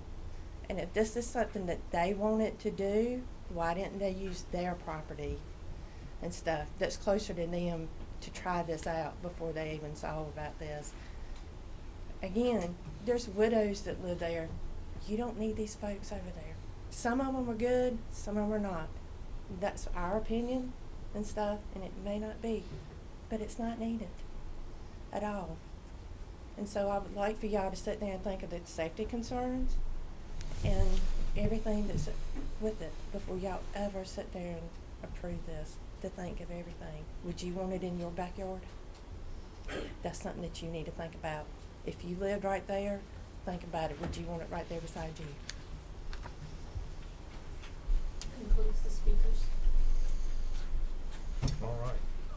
Mr. Chairman, before we go out of the public hearing, there's a couple of things. I want to ask about the water and sewer. I see that the city of Roxborough hadn't approved that, and I'm assuming that these lot sizes are based on the fact that they can get public water and public sewer. Yes, and Is he's that been correct? in contact with the city, the plans just haven't been officially approved. What's the minimum lot size out in that area without water and sewer? Acre? I think it's an acre. Just for a house, for an acre. The RV park lots are smaller by nature than a house lot. It's 5,800 for each RV lot. Right. But that wouldn't be. Okay, can these RVs be located To the there? podium. So Can these RVs be located there? Is there a link that, are they coming in and camp overnight and be gone? Or they gonna come in there and be there for 3 weeks? Is there a limit on the time that they can locate there? There's Is it nothing like in a the- mobile home park or is it an RV park? It'll be an RV park. There's nothing in the planning ordinance that dictates how long that they can stay. That would be up to the rules that Mr. Berryhill decides on. We got how many on how many acres? So that's how much per unit? What's the size of this per unit? There were 117 units, but some of those were cabins. 117 sites and 8 cabins. Yeah. Now, are the cabins on the same size lots, the RVs? They have a little bit more room. I looked at this, but I'm just making sure I understand it. And Now, this lot I definitely size. understand the water and the sewer. You've got to have that to do anything you think about this. That's step one. If the city of Roxborough is in agreement with that, then they must think they are, or they wouldn't be going this far. Right, and they would be required to get that approval prior to getting a zoning Okay, did permit. y'all make any adjustments at the planning board meeting over the fence and the security? Was there any recommendations on that? We did discuss it. We discussed the high cost. But there's no requirement. There's no requirement. That's something that you guys could put a condition on if the applicant agreed to. The reason I'm asking that, the lady's exactly right about one thing. You're gonna have people, if they stay there 2 or 3 days, you probably won't have a problem. If they stay there 2 or 3 weeks, the first thing you know, oh golly, I saw that deer go down through those woods. I think I'll step down there and see if I can bag one this afternoon after I get off of work. I mean, you know, you're gonna have problems if it's not controlled with people going on there and joining property. It's just the way it is. I mean, you know, I don't care if you live out where you live at, almost out here in the country, you're gonna have people that's gonna do that. So, Jimmy, I the contend 50-foot that- barrier thing, is the lady correct about the 50-foot barrier from her property? Is she right about on lot 1 and 2? Yeah. That barrier is from the perennial stream, and so it's not from the property line. Does it have to, what is the distance from the property line?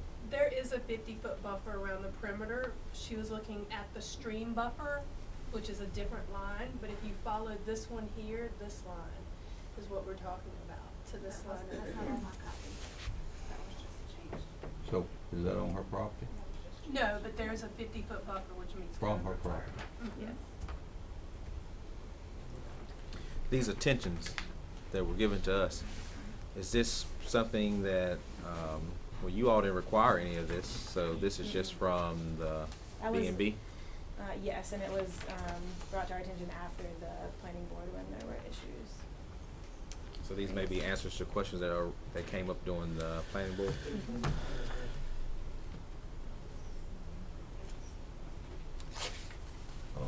Staff, is there any lighting level requirements associated with our ordinances in the county? No.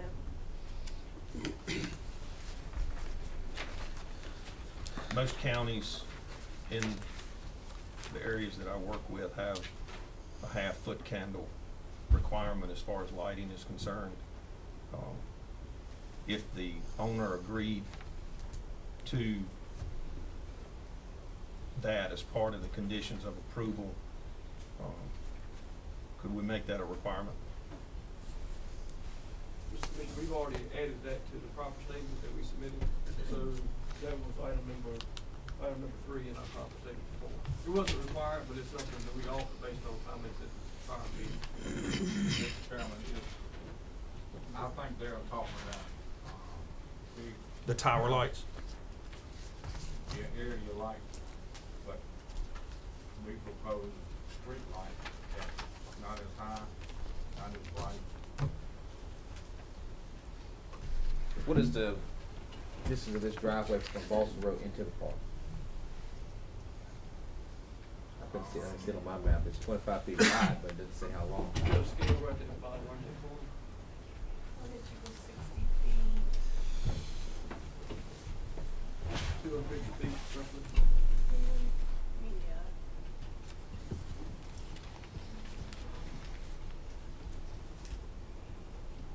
Yeah. Yeah, approximately 250, I'd say. What did she say about that About road? 250, about 250 feet. Approximately. When do you propose to start having security? In the first phase? If there's 33, yeah, we will monitor that as it fills up. And I would say by the time we got to 33 field lots, we propose to have a person that lives on the track that live there. Of course, he would have other duties like maintenance and security. This area right here, from this corner over to this corner, is open. And yes, Mr. Evans can see it now. And that's where we propose to plant those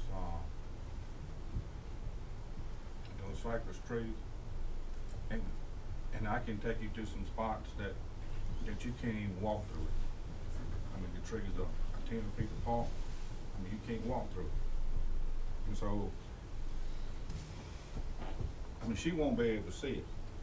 Alongside this creek, and now, it's 60-foot trees down with kudzu on it. With the cypress trees, the ones you're talking about, you can't walk through. At what age are those trees? With a growth, well, I'm gonna say after, Here it says they can reach 49 feet in 16 years. But they grow pretty fast. It's the fastest growing tree that you can find. what I'm trying to get somewhat of an estimate of is when will she not be able to see it? In 4 years, 5 years? Because obviously you're gonna plant small or what size trees? I've got photos, you'd like to see. Sure. And while he's coming with that, I think if This you'll find, is coming down the highway, and the property she's talking about from the bottom is here. This is the open portion Mr. Berrigan brought up. The growth is probably 10 foot tall. We plant typically 6 to 8 foot cypress trees to begin with. So you probably look at 2 to 3 years, you'd have complete blockage. Thank you. See it. Any further questions for anyone that's spoken? I got one or two. Some More comments if I could say, Mr. Chairman. It's up to the board. It's still in public hearing? Okay, go right ahead.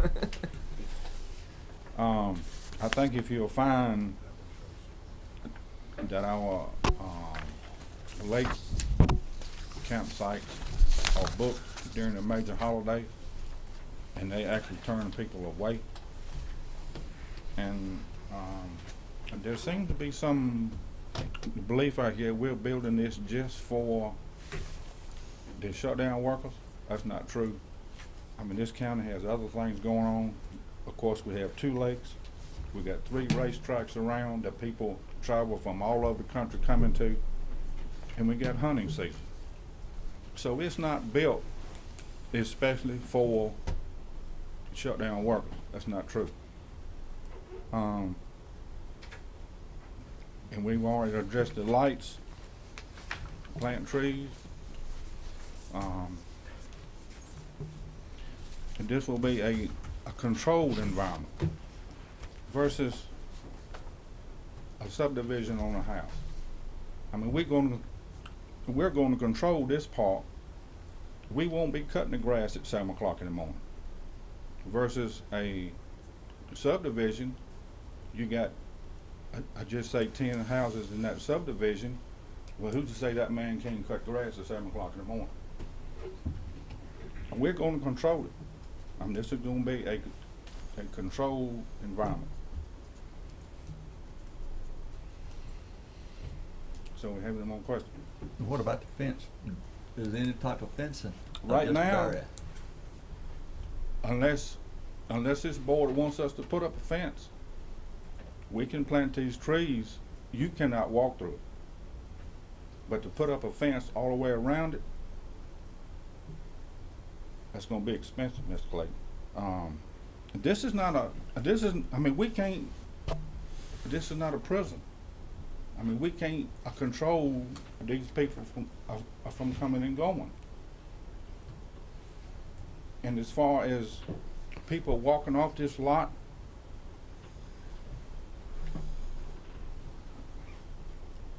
I see it more of a problem of people walking off the road onto this. And if we have any problem with any of the campus, I mean, he's gone. I mean that's written in the rules there. If we have any problem, I mean, we're gonna ask him to leave.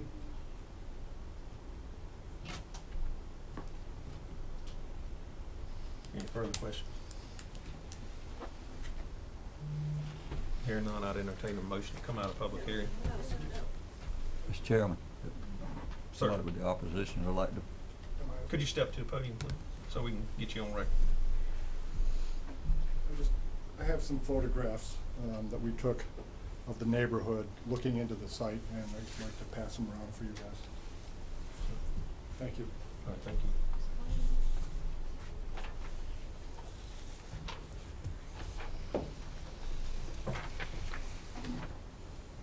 Whose home is this picture here? Pardon me? Whose home?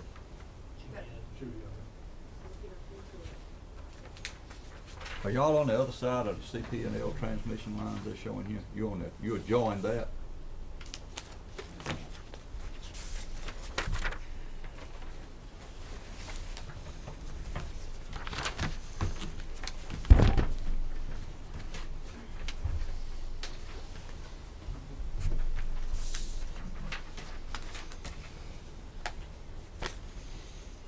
Motion to come out of public hearing. Got a motion to come out of public hearing. Any further discussion? All in favor, please indicate by saying aye. Aye.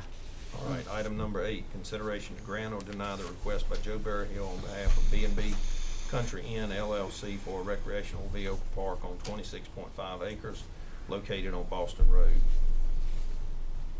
Any discussion? I'd like to make a statement, please. Number one, there was a rebuttal to one of the statements that was made earlier that both of these plants would be shut down by 2035, and that's not necessarily true. The statement was that the coal could be no longer used after 2035, so it could be a combined cycle station for both Hyco and Mayo. So looking at that as future with the natural gas pipeline that's coming down the East Coast, it's a viable option that it be there. I wanted to also speak about public necessity. We have events over at the Rock Sportplex that our Person County Parks and Recreation group has done a wonderful job of promoting, and one of the problems that we have in Person County is the number of motels that we can house people. I've heard Commissioner Jeffers on multiple occasions talk about bringing his family reunion to Person County and having to take people to Danville. And so there's a necessity for space for people to sleep. And I think that answers the question for me on that possibility. We have a lack of housing here. And I want to also say that I've been in Person County for quite a while, and the Berryhills, on every instance that I've seen for things that they've done to make Person County a better place to live. And I'm going to cite examples of the gathering place and the building that they built for us to have meetings and events was nothing but first rate. Hall's Way, which recently was commissioned and we did the ribbon cutting on, is a very nice facility, and I don't see that the Berry Hills and B&B Inn would be anything less than what they've done in the past. I've seen example after example of Miss Berry Hill moving forward to do positions on boards here in the county to better Person County and not drag it down. So that's my statements related to this project. Any further discussion? Okay, what's the pleasure of the board? I'll make a motion to grant the request by Joe Berryhill on behalf of B&B Country Inn for a recreational vehicle park as shown and as presented. Any further discussion? Every decision I try to make on the board, I try to think about, since I am the youngest member of the board, is what would it look like years down the road when we're having situations like we just had this past week with trying to attract new business, and we're talking about planning and zoning, and you look at what some of the urban areas or some of our rural areas like us that are very close to proximity to urban areas. You go to these conferences and you attend these meetings, you hear a little bit about urban sprawl and things, and I look around Person County and the city of Roxborough and I say, okay, well, who made those planning decisions 30 years ago to allow, if you go right over here on 158, you've got a nursing home, a trailer park, a church, a building over here used to be a store, and then a daycare, then Youth for Christ, then houses, then agriculture, and a recycling center. Like, who decided that all that mixed in well together? And so every time I try to make a decision, I try to think about what would it look like 20, 30 years from now. And I'm against the project. I just don't think it's the right area. I understand why they chose the area for the sewer and the water, but I just don't think it's the right area. Thank you. Any further discussion? Mr. Chairman, I don't know what to do about the fencing and the security. I understand the security. If you start having a problem, you can put somebody in there. That's not an issue. And the cost of the fence is not the issue.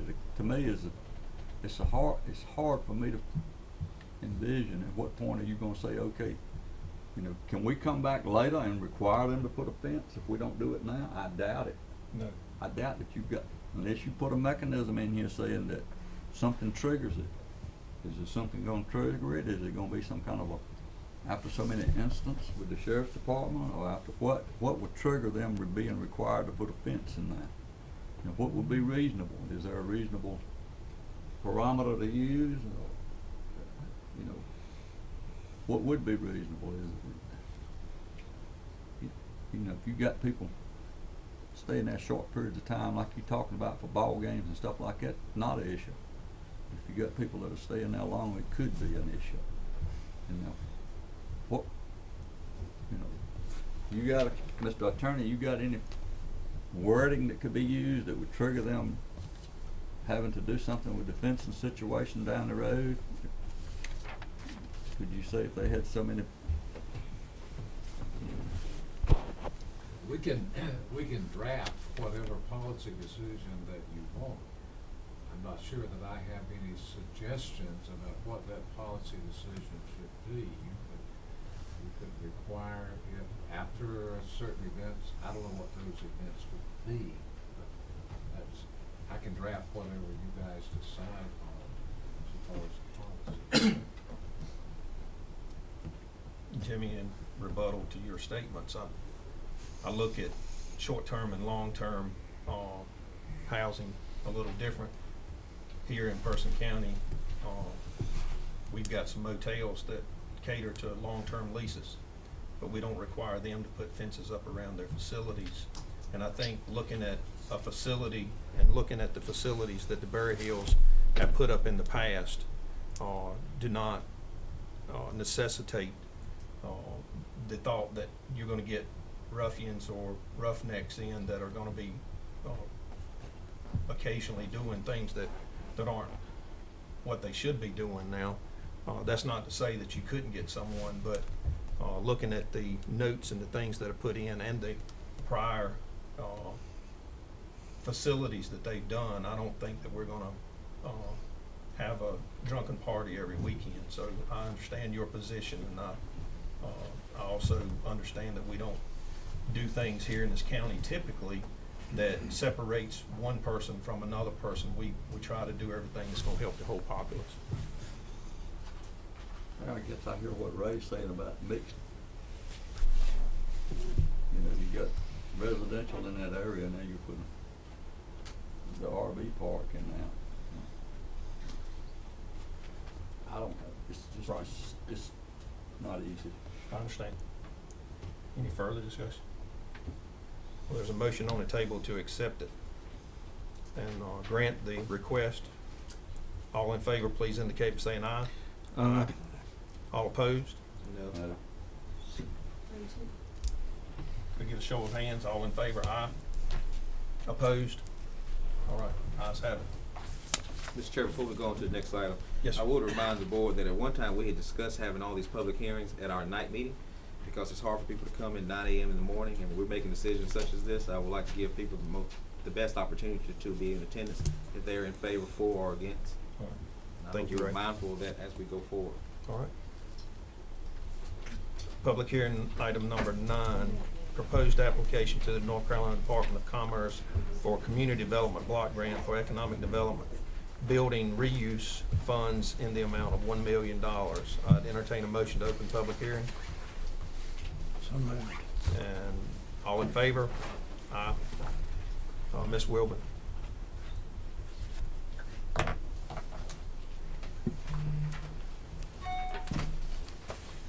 Commissioners, for the sake of the public record, I would like to read a summary of the request as taken from the public hearing notice. The Economic Development Department is requesting board authorization to submit an application to the NC Department of Commerce for a community development block grant requesting $1 million in CDBG building reuse funds. The intended use for these funds is to assist in the renovation of a building located at 3300 Jim Thorpe Highway in Roxborough. Hollywood, a manufacturer of outdoor furniture made from recycled materials, has plans to open a manufacturing facility in the building. In addition to CDBG funds, Hollywood will invest approximately $1.1 million for renovations and a minimum of $32.5 million for machinery and equipment. The project will result in the creation of approximately 109 new jobs in the first 2 years, with at least 60% of the jobs going to persons of low and moderate incomes. If awarded, the grant will be distributed in the form of a loan extended by Person County to Hollywood, which will be fully funded by the CDBG grant funds and forgivable once the agreement terms are satisfied. The loan will be guaranteed by a promissory note and letter of credit from Hollywood to the satisfaction of the county attorney. The application requirements include the adoption of updates to various county plans, as well as a loan agreement, application summary, debarment certification, and disclosure report. My request is for you to approve for the chairman to sign all the required resolutions and the documents necessary to complete the full application as presented herein in your packets, and to authorize the chairman to execute the loan agreement upon receipt of the grant award letter and based on the terms submitted in the enclosed draft loan agreement. Hollywood has engaged Mr. David Hardigan of Hardigan Management to oversee the CDBG application and the fulfillment requirements of the grant, and he's here if you have any questions to help us get those answered. Are there any questions of staff or Mr. Hardigan? Do we have anyone signed up to speak? We do. Mr. Hardigan, do you plan to present anything or just available for questions? I am available. Okay. Mr. Lee Woodall. Please approach the podium and state your name and address, please. Good morning. I'm Lee Woodall. I reside at 200 Reed Drive, and I'm also a registered professional engineer in the state of North Carolina. Mr. Aycock explained at the beginning of the meeting that former facts cannot be considered in these proceedings, but I would like to assert, though, that the building that's being proposed for Hollywood to use was formerly used by Collins and Aikman Corporation. for textile manufacturing. Might also add that when Collins and Aikman closed their doors about 10 years ago, they employed 500 people, not only in that facility here in Person County, but a few of the other facilities, but at least they were a large employer at the time. And I also maintain that in that period of time, about 10 years, the number of jobs that were lost in Person County when Collins and Aikman shut their doors have still not been replaced. So I look at this particular project as something that would maybe get us back on give us a good shot in the arm to replace a number of the jobs that were lost when Collins and Aikman was in operation as a textile manufacturer. So I would be in favor of the board approving whatever they need to approve to get this show on the road and facilitate it as much as possible. Any questions for me? Any questions? Thanks very much. Thank you, Mr. Well. That concludes the speakers. Okay, any further discussion before we ask to close public hearing? All right, I'd entertain a motion to close the public hearing. So moved. All in favor, please indicate by saying aye. Aye. All right. Item number 10, consideration to grant or deny the request to submit the proposed application to the North Carolina Department of Commerce for a Community Development Block Grant for Economic Development Building Reuse Funds in the amount of $1 million. Move for approval. Got a motion on the table to approve. Any further discussion? All in favor, please indicate by saying aye. Aye. All opposed? Ayes have it. Item number 11, proposed fiscal year 2020 community transportation program application to be submitted to the North Carolina Department of Transportation. I'd entertain a motion to open public hearing. So moved. All in favor, please indicate by saying aye. Ms. Adcock.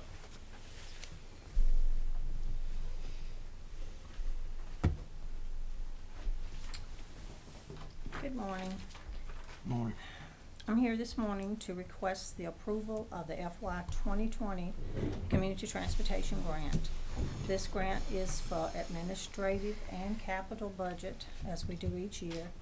The administrative request is $178,880, with the local share of being $26,832, which we have to put in a 15%. The capital request is $180,020, with the local share of 10%, which would be $18,902. The total grant request is $367,900, making the local share would have to be $45,734. This grant is something that transportation depends on, and it's a big benefit for the PATS department, which next year would require a $45,902 commitment from the county board. I'm here today, hope that we can go ahead and get this approved. What was that last number, 45? $45,734. Okay, all right, got it. That would be what you'd have to commit to out of the $367,000. Any questions? We have anybody signed up to speak? No, sir, no. All right. Hearing no questions and no one signed up to speak, entertain a motion to close public hearing. So moved. All right. Got a motion on the table. Any further discussion? All in favor of closing, please indicate by saying aye. Aye. All opposed? All right, ayes have it. Item number 12, consideration to grant or deny the request to submit the proposed fiscal year 2020 community transportation application to NCDOT. What's the pleasure of the board? Move for approval. Got a motion on the table to approve. Are there any further discussions? All in favor, please indicate by saying aye. Aye. All opposed? Ayes have it. Informal comment period. Do we? We do have one person signed up, Ms. Betty Layla. Miss Betty, and then keeping with the board's prior usage of this, you got 10 minutes. Probably won't take that long, and if excuse me, I have to get a tissue. If I cry, please ignore it. Yes, ma'am.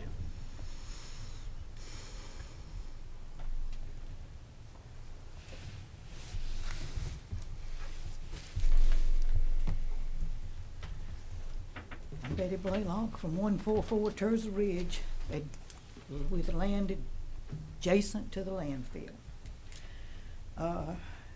First, I want to say, you Republicans, you've been cheated. If you only got $2,000 to $6,000 a few years ago when they kept coming back for advance, they were getting $20,000. Someone saw them tear up the checks when they lost one time, okay? So maybe you need to hit them for more money. And then you could put more signs up, okay? Two, I reported in the most recent thing is that 2 have died who were recently, in the last few months, diagnosed.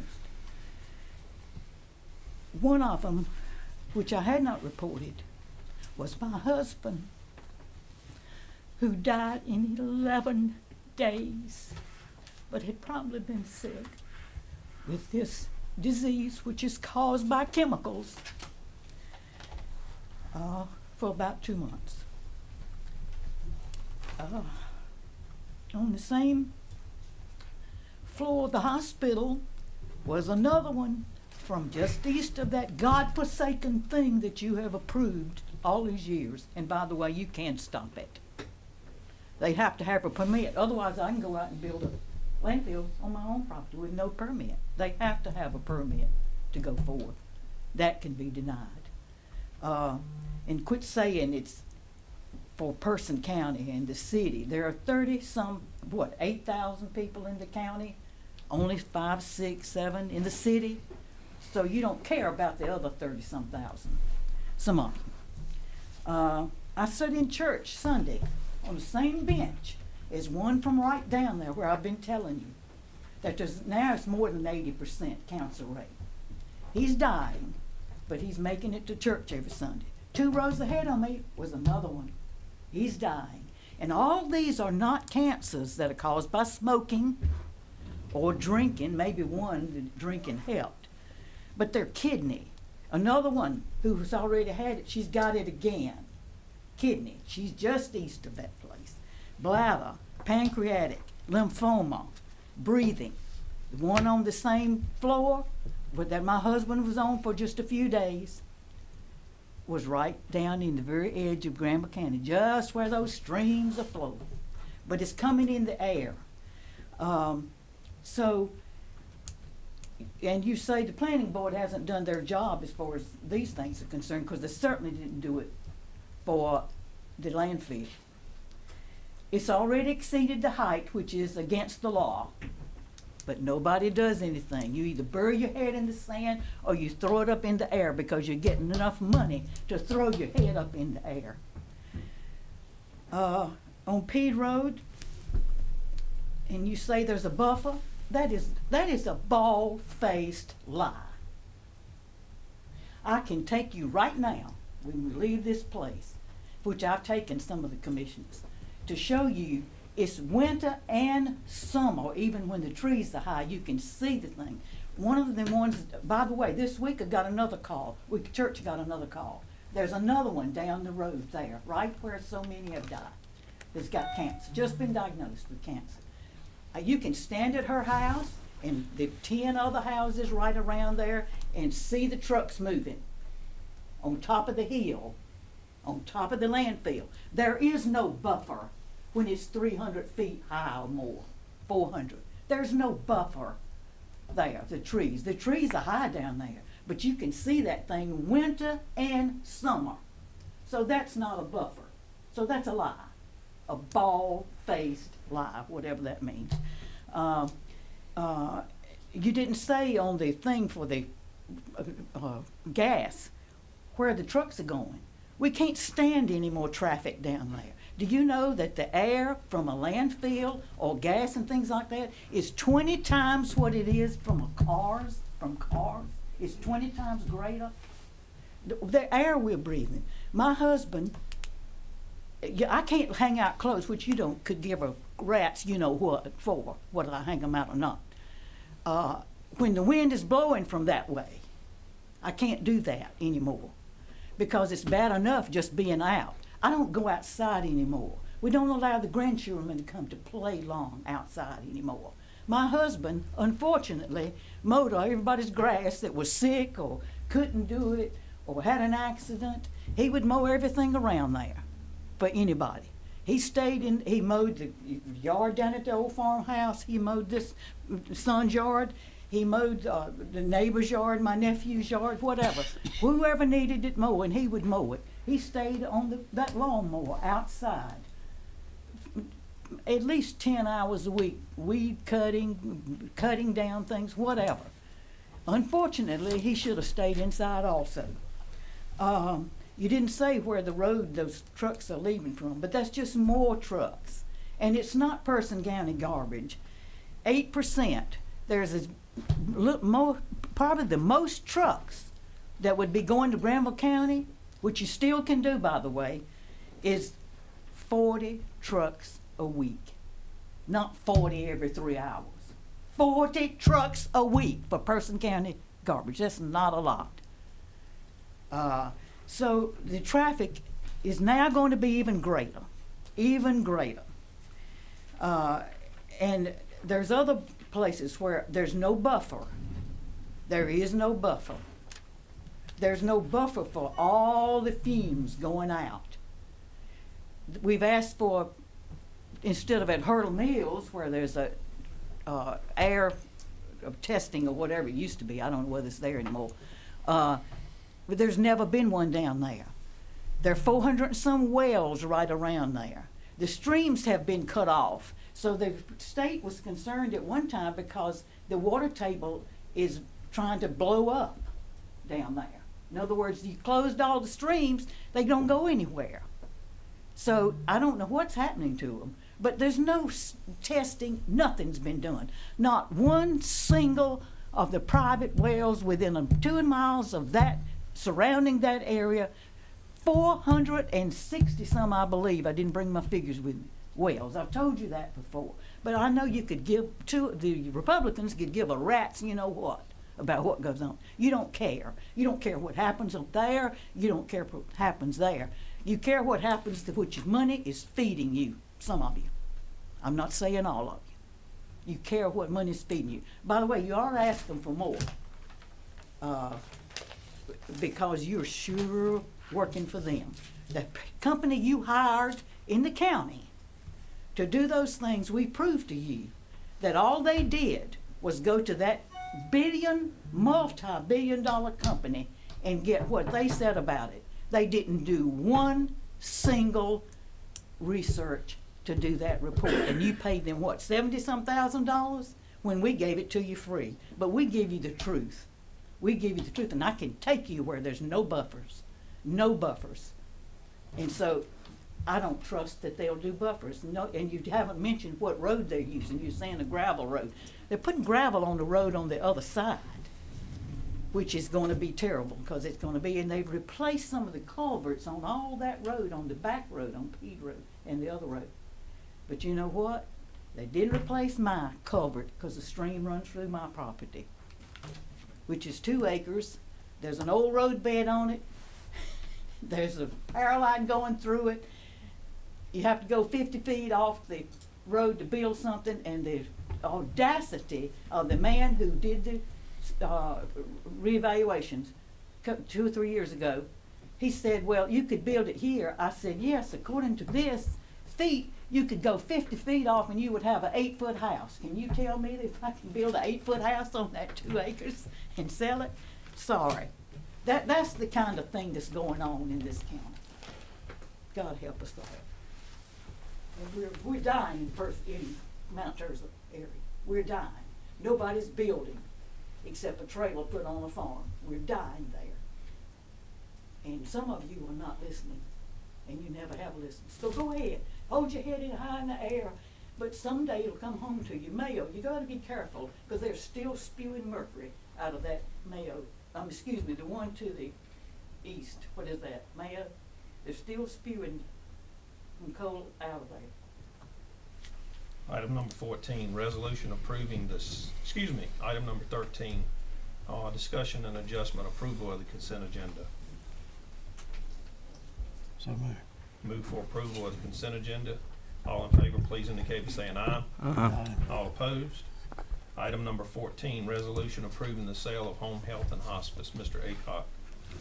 Some months ago, this board authorized first the exploration and then at later action, the sale of the county's home health and hospice operations. There's a very detailed statutory requirements about how you go about this sale.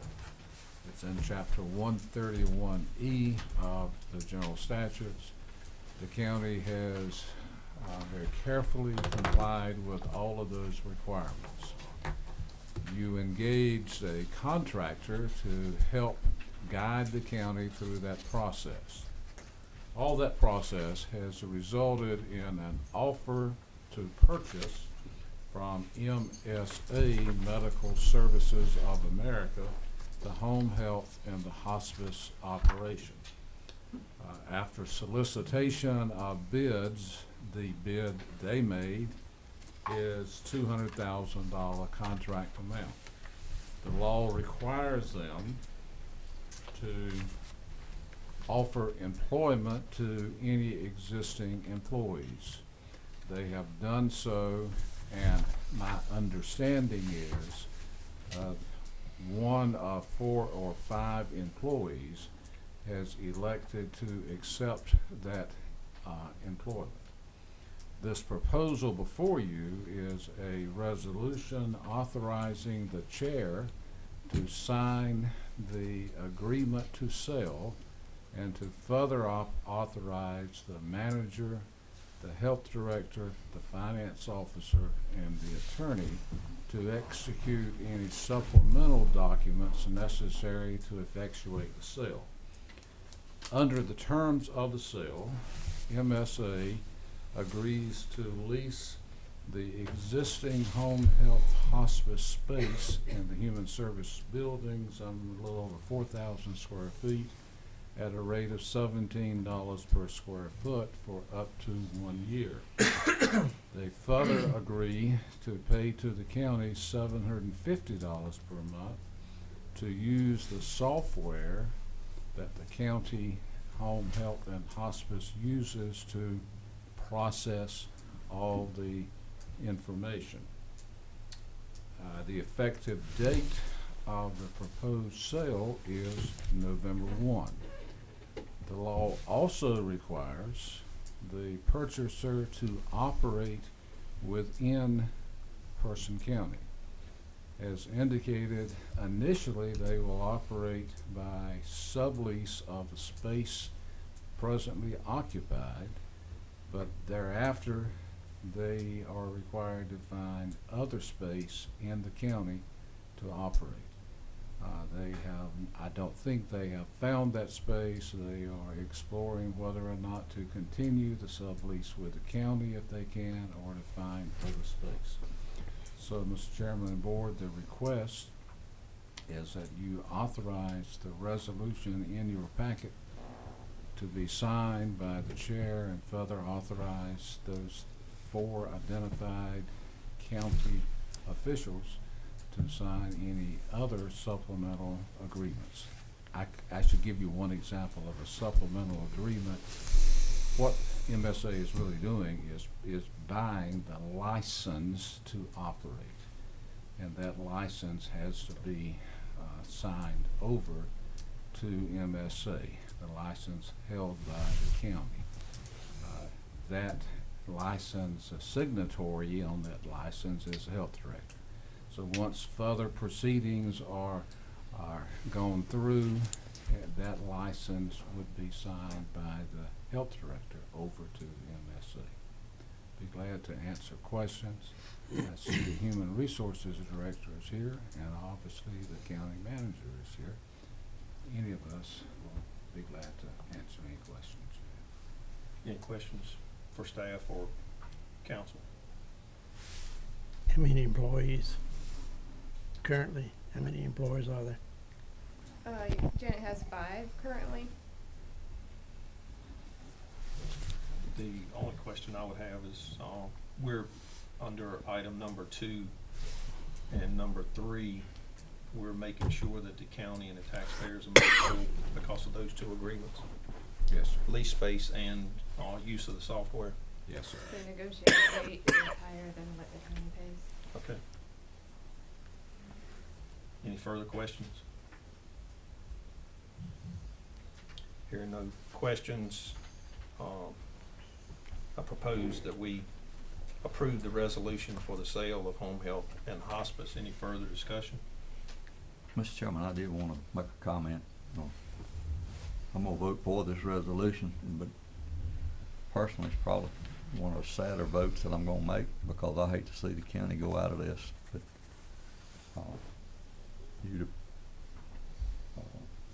private enterprise getting into the business, when the county got into it, there was no competition, and they ran pretty efficiently for the last 2 or 3 years. And I'm not going to get into all of that. We've discussed that and hashed it back and forth. But both of my parents used it. My mother used it. When home health, they only had home health, and then when my father passed away, we used them when we used the county services, and they had good employees and did a good job. So I hate to see it gone, but after the last financial revealings that the manager brought to us, I feel like we don't have any choice. And I did want to say that. I know there's some of the employees called me, and some thought they should go ahead and do what we need to do, which is what we're doing, and some others really wanted to keep it, and they felt like it was local people tending to local people, and I think that's true. And I'm hoping that these companies that are in here are hiring local nurses and home health aides and other people that they're going to have working in the homes. And I'm sorry it's come to this, but looking at it from the standpoint that we've got to look at it, I don't think that we have any choice. Thank you, Mr. Clayton. Any further discussion? I sort of agree with Commissioner Clayton on that. I regret that it's come to this point, but maybe some important points. This company will provide similar, well, the same service as is being provided now, so people in need will not go without service during a very, very trying time within their personal lives. So that point is covered. But from the business standpoint and the common sense standpoint, the financial records show not a minor loss, but a very high loss to the county for that service. And so if we can get that service through the other organization, then I still feel like it's the best thing to do, whether we necessarily want to or not. But it's common sense business, and I'm in agreement with it. If the employees don't accept the position with MSA, will the county offer them opportunities to work elsewhere in the county that they may fit? They were given that opportunity to apply for other positions. Some have accepted positions within the county. Some have taken jobs with other counties. One is transferring over, so they had options available to Out of that 5? Out of that 5? Yes. People out of that, you talk about the 5 that we have Yes. currently employed. Yes. Any further discussion or questions? All in favor, please indicate by saying aye. Aye. All opposed? Ayes have it. Number 15 on the agenda, SROs for PCS, RCS budget adjustment. Chief Deputy Kevin Crabtree.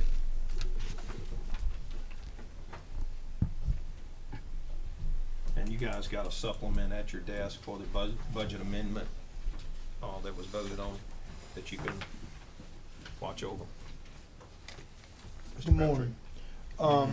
In front of y'all have the figures that we've came up for both school resource officer positions for RCS and Person County Schools.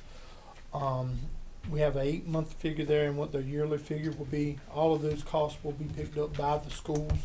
The only cost we will be picking up is for 2 marked patrol vehicles, and the gas and the maintenance and repair on that vehicle. Y'all were given a figure of $63,574 at the meeting where y'all voted that y'all would do this. Those are still the same figures, and we're just trying to get the money moved into the account line so we can get these officers in place. Why the difference in salary? We actually have a veteran that wants to transfer Okay. to the Roxborough Community School. The figures that they were given when we went into this were for beginning school resource officers, but they wanted officers with at least 2 years of experience. So we did have to go back to both school systems, and they did agree to pay a little bit more than the medium to get experienced officers. Gotcha. So they are both aware of that. Move Any for further approval. questions? Got a motion on the table to approve. Any further discussion? All in favor, please indicate by saying aye. Aye. All opposed? Ayes have it. Thank you, Captain Crabtree. Chairman's report. Want to reiterate, Pollywood's been up in our discussions today, and I think most all of us went there, staff and commissioners, for the unveiling.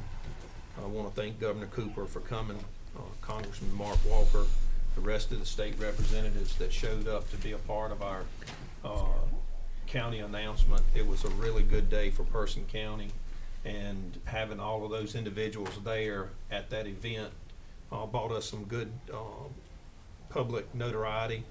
I think with the entry of Pollywood into our community, it's going to open up other opportunities. People are seeing the benefits. One of the things that I wanted to reiterate was what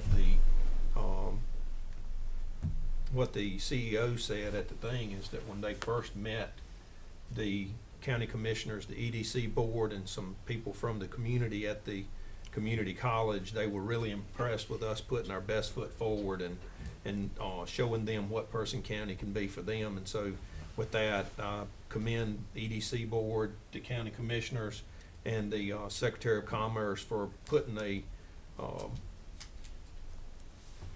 program together to get Pollywood in here, and I just wanted to reiterate that. Touch base with Sherry this morning on early voting. I want to thank everyone that has gone out to vote.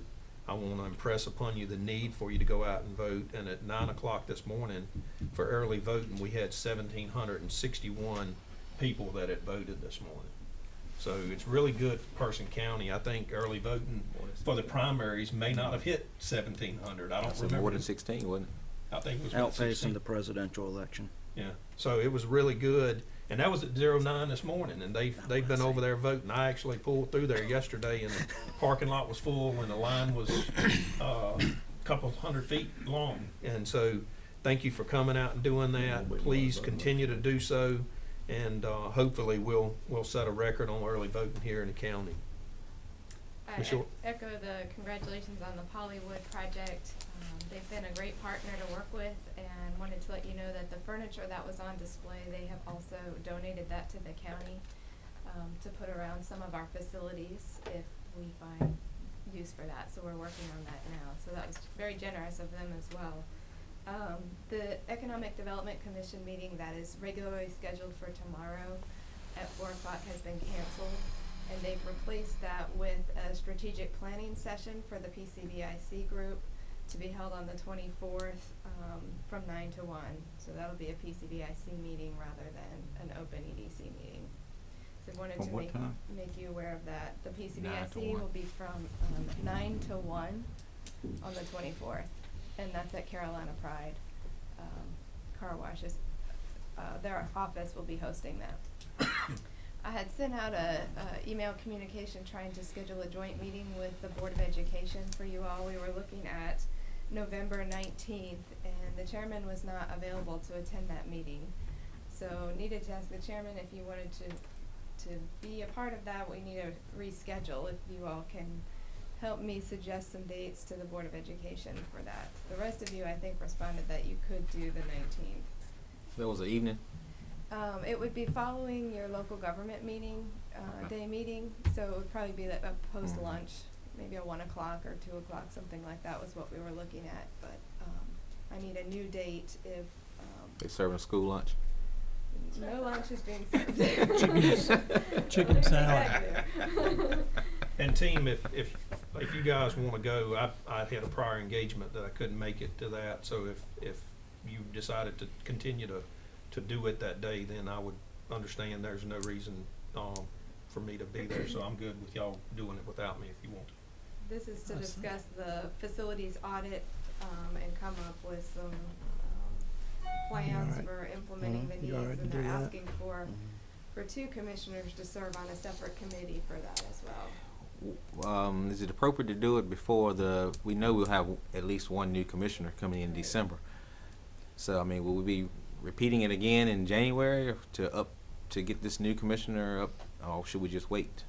Well, the thought that the superintendent and I had was that if we could get it before the CIP process started, which is Okay. December, January, it would help Trying to get it before our get some budget, numbers for on you our start radar stuff, yeah. screen. But Okay. we can certainly bring the new commissioner in for a separate orientation and bring him or her up to speed. That's fine. That's when you run. You sign up for meetings, so. Okay, so shall I send out a poll for some additional dates, or do you want to go with the 19th? I'm fine with the 19th. The 19th's fine. Okay. Tracy's out December, whatever. I'll get back to the school board with Just that. kick him into the curb. Thank you. Vice Chair. Primarily, I would like to echo some of the comments about Pollywood at this point.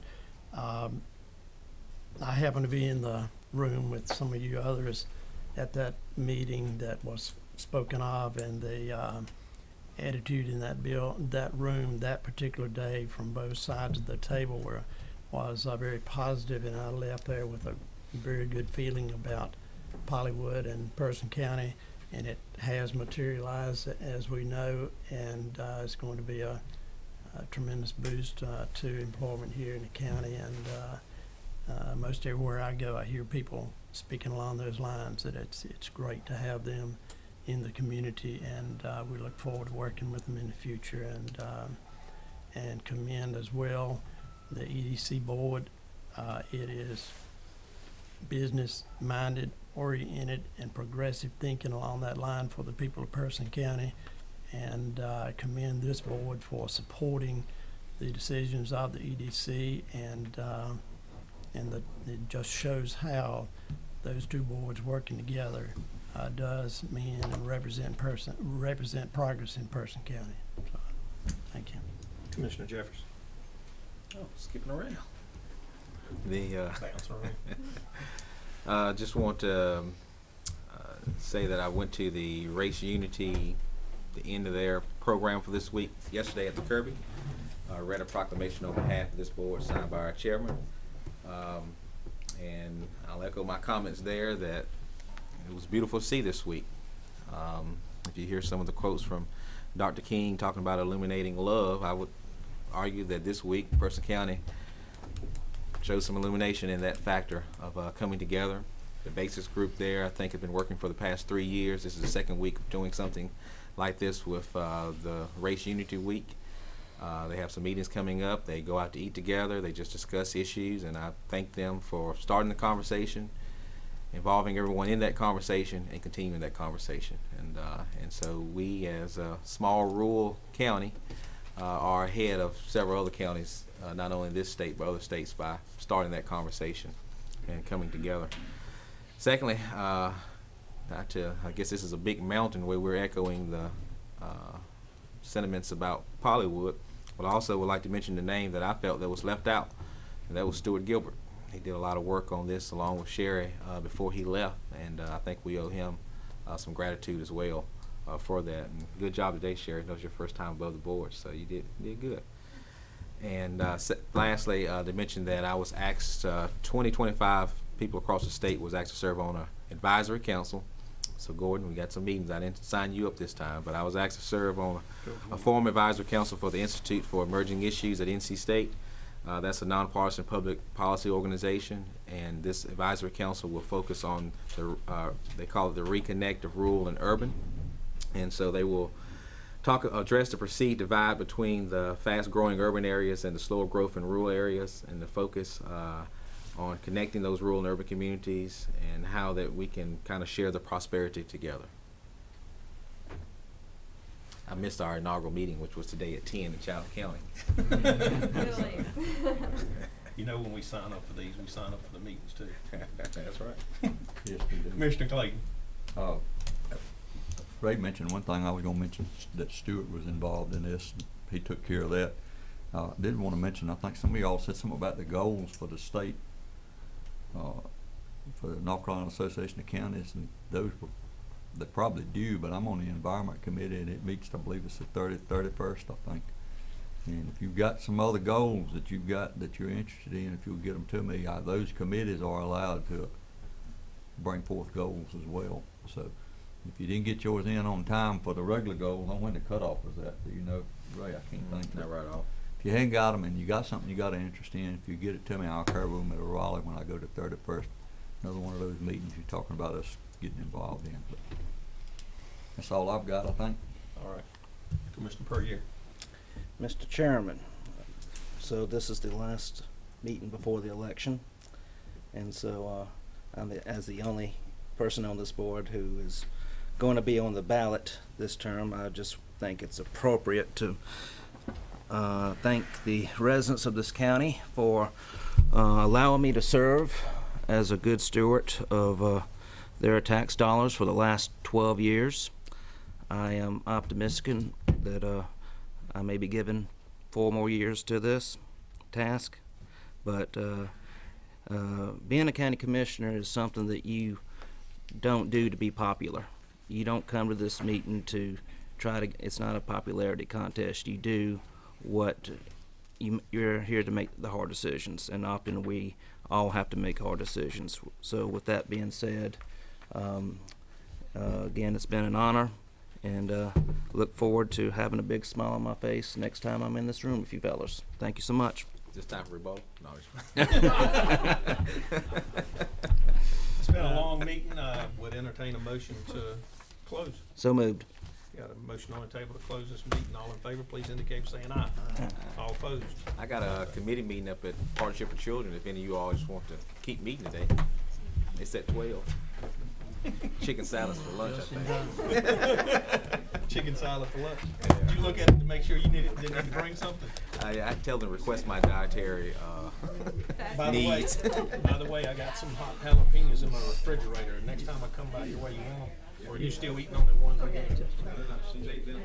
All right, I got a bag. I'm gonna ring you guys. One evening I stopped by, you got them at the house or something. I saw you the other day. I saw some smoke coming back. I said, Tracy, burning something. It was. Hey, Lee.